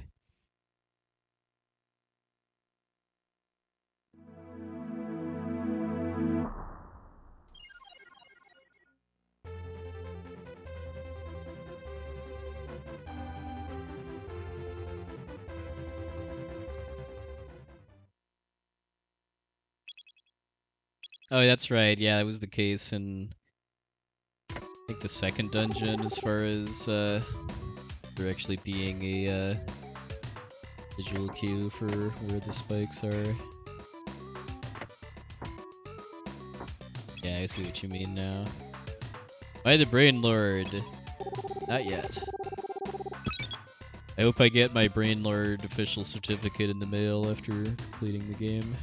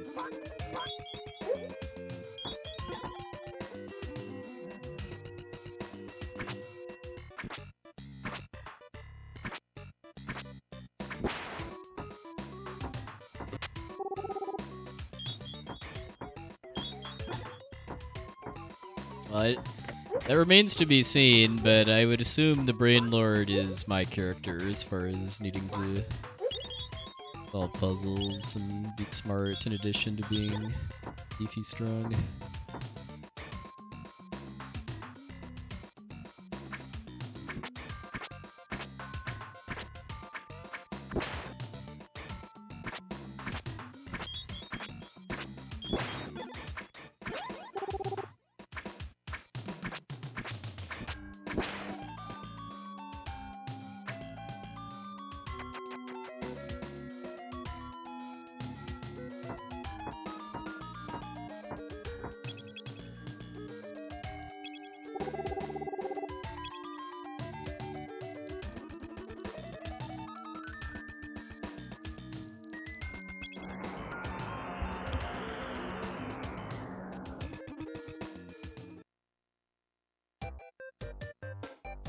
Unload this poison I've been carting around for...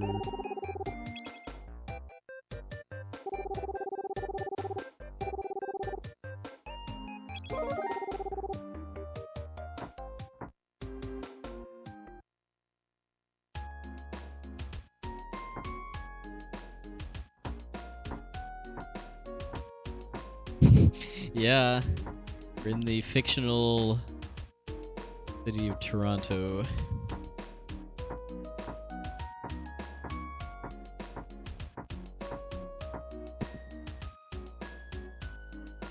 Which is located near a volcano, which is why it's always warm. Toronto. A volcano and a desert, I might add. Again.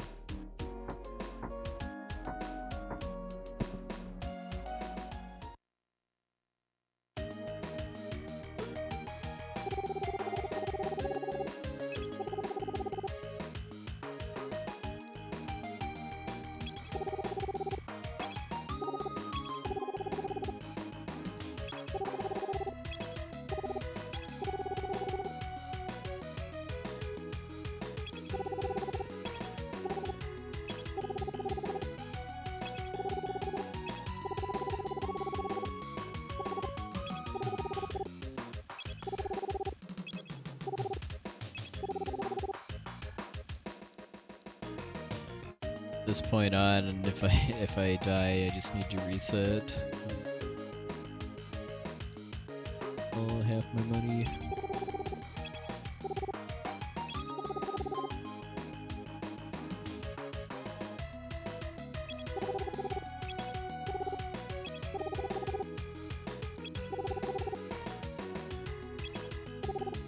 Coins just for selling.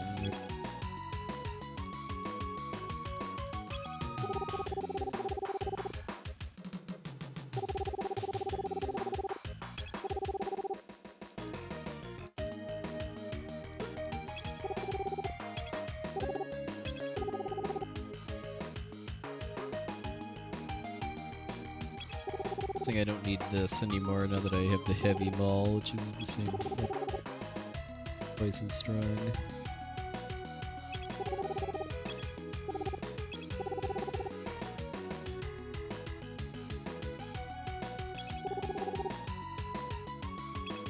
Yeah, now that I have sword.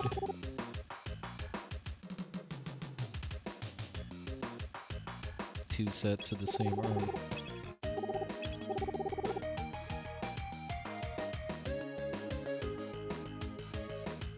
Old helmet too to get rid.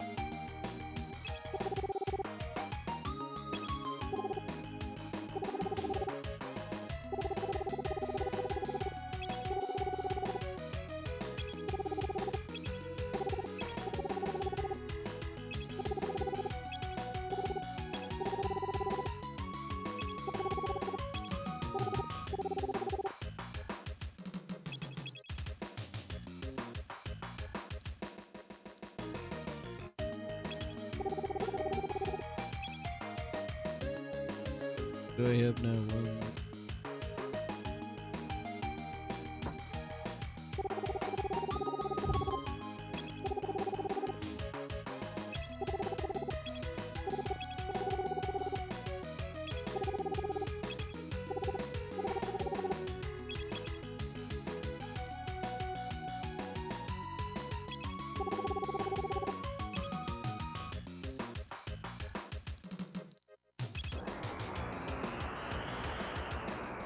Alright, round 2 with Remus the Goblin.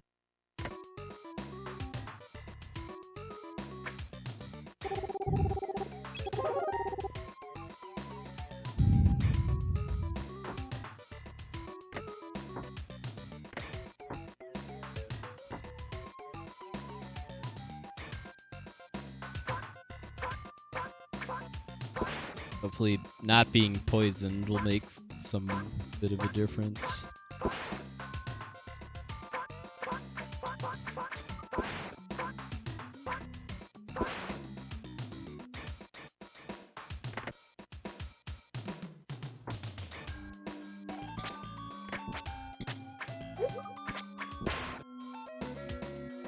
Get in there, I'll swap my regen for my Fence Fairy.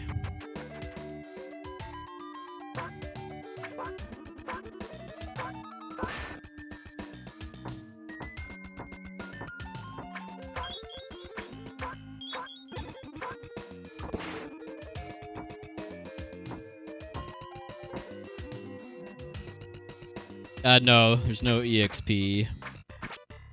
You get money from killing enemies, then your stats go up from using items you find. Like your health goes up from using hearts.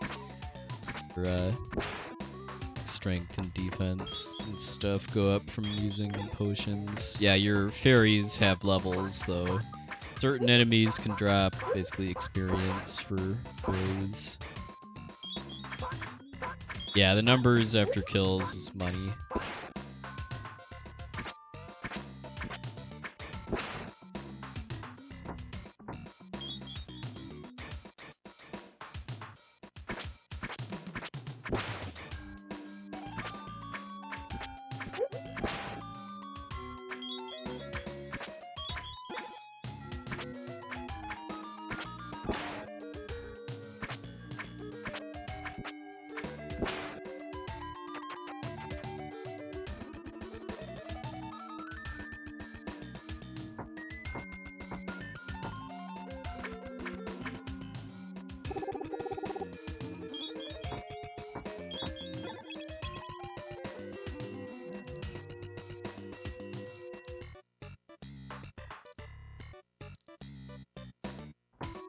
Just gonna chill and regenerate here a bit, and then berries.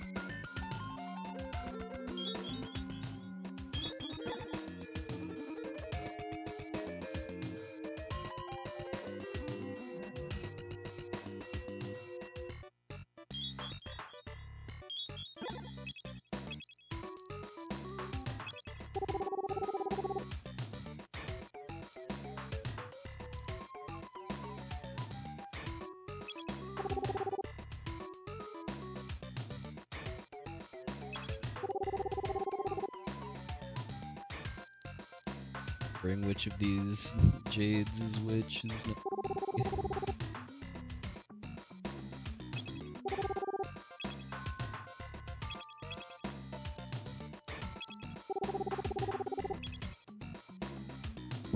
Let's do it.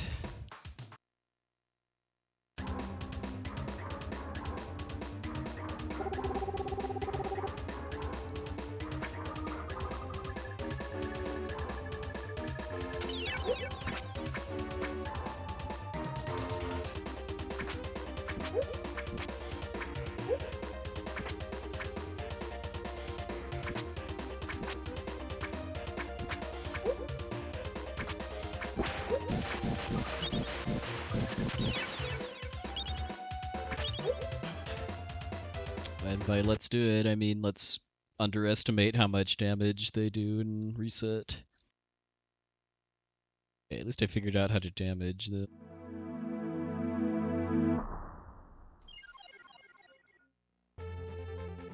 Seemed like that helped that much as far as the defense too. Also, holy crap, is that a Feasel emote? You do not see those much anymore, given that he hasn't streamed in like 3 years. Alright, have a good night, Yogurt.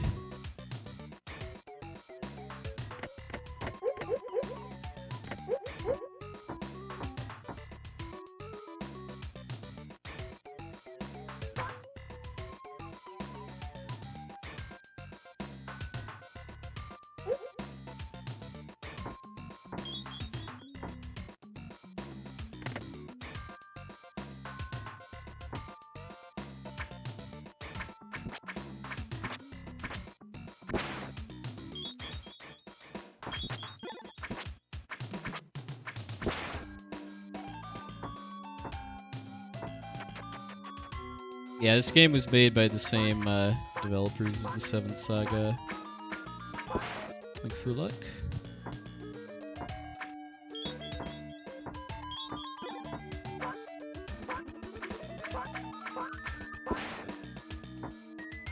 Doesn't really have that much in common with it other than the artwork style, though.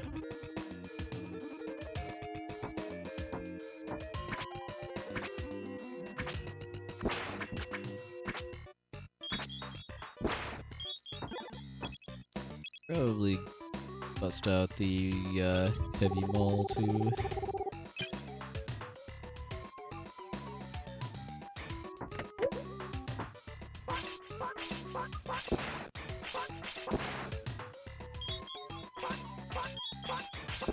As far as I know, no. Totally unrelated outside of the artwork style.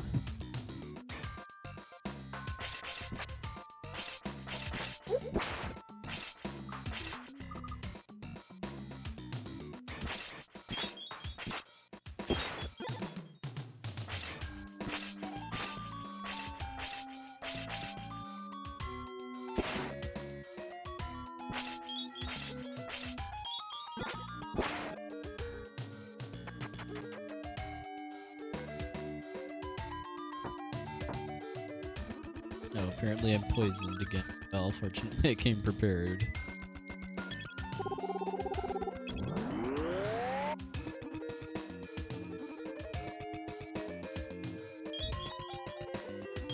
Mean of them to put those fast scorpions right before the boss. Well, again, I still don't actually know what poison does other than hunch that it lowers my stats.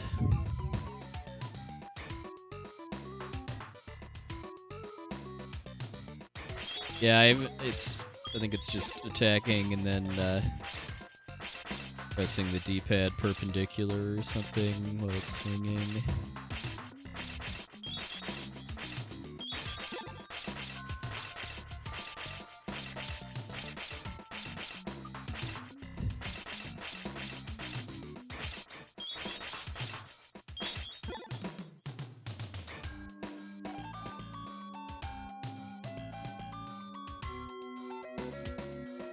Try keeping the HP regen fairy on this time.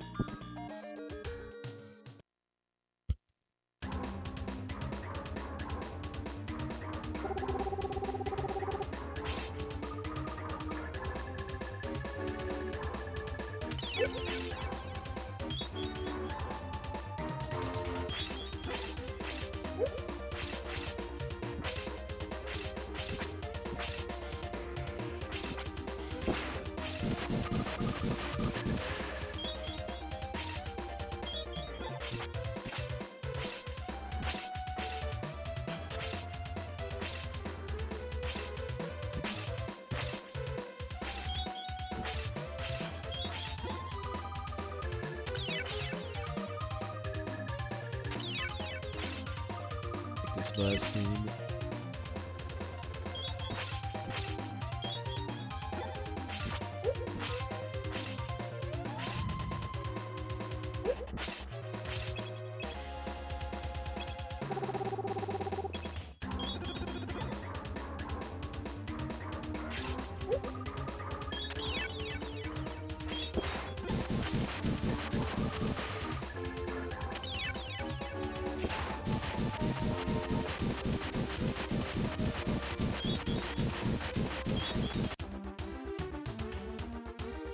Okay, I was fully expecting there to be a second phase.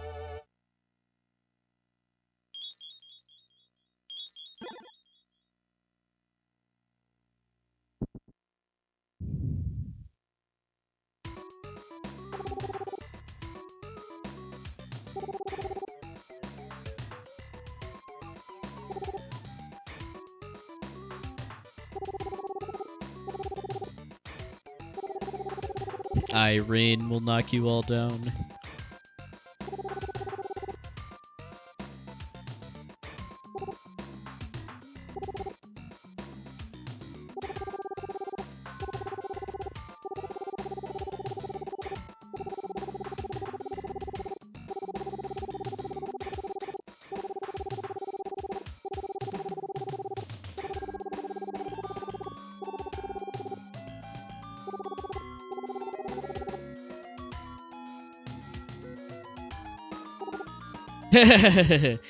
Good.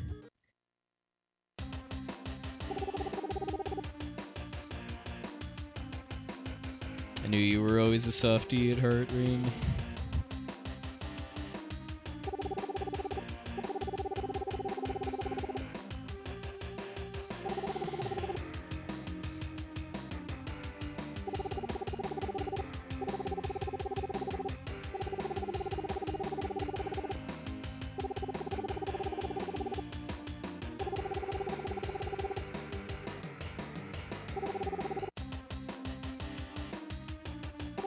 Sure is in.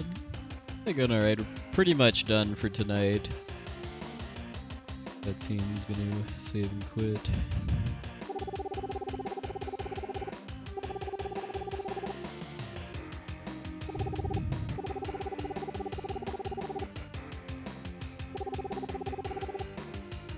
Roog Mountain. Kinda figured it was either that or if that was where we were going next, if not the Ice Castle.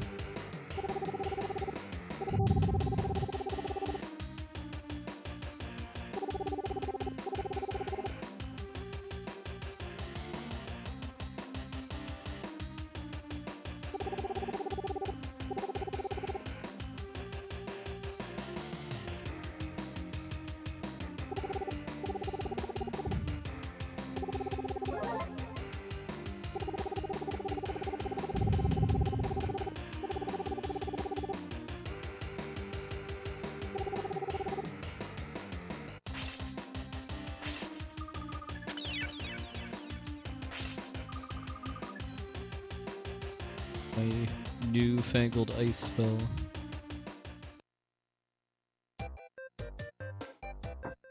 We are once again in the fictional city of Toronto, which is near a desert and a volcano.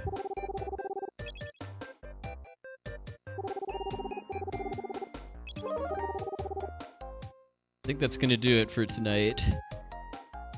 This game's working out pretty nicely for pacing, as far as each dungeon taking I don't know, like 3 hours or so.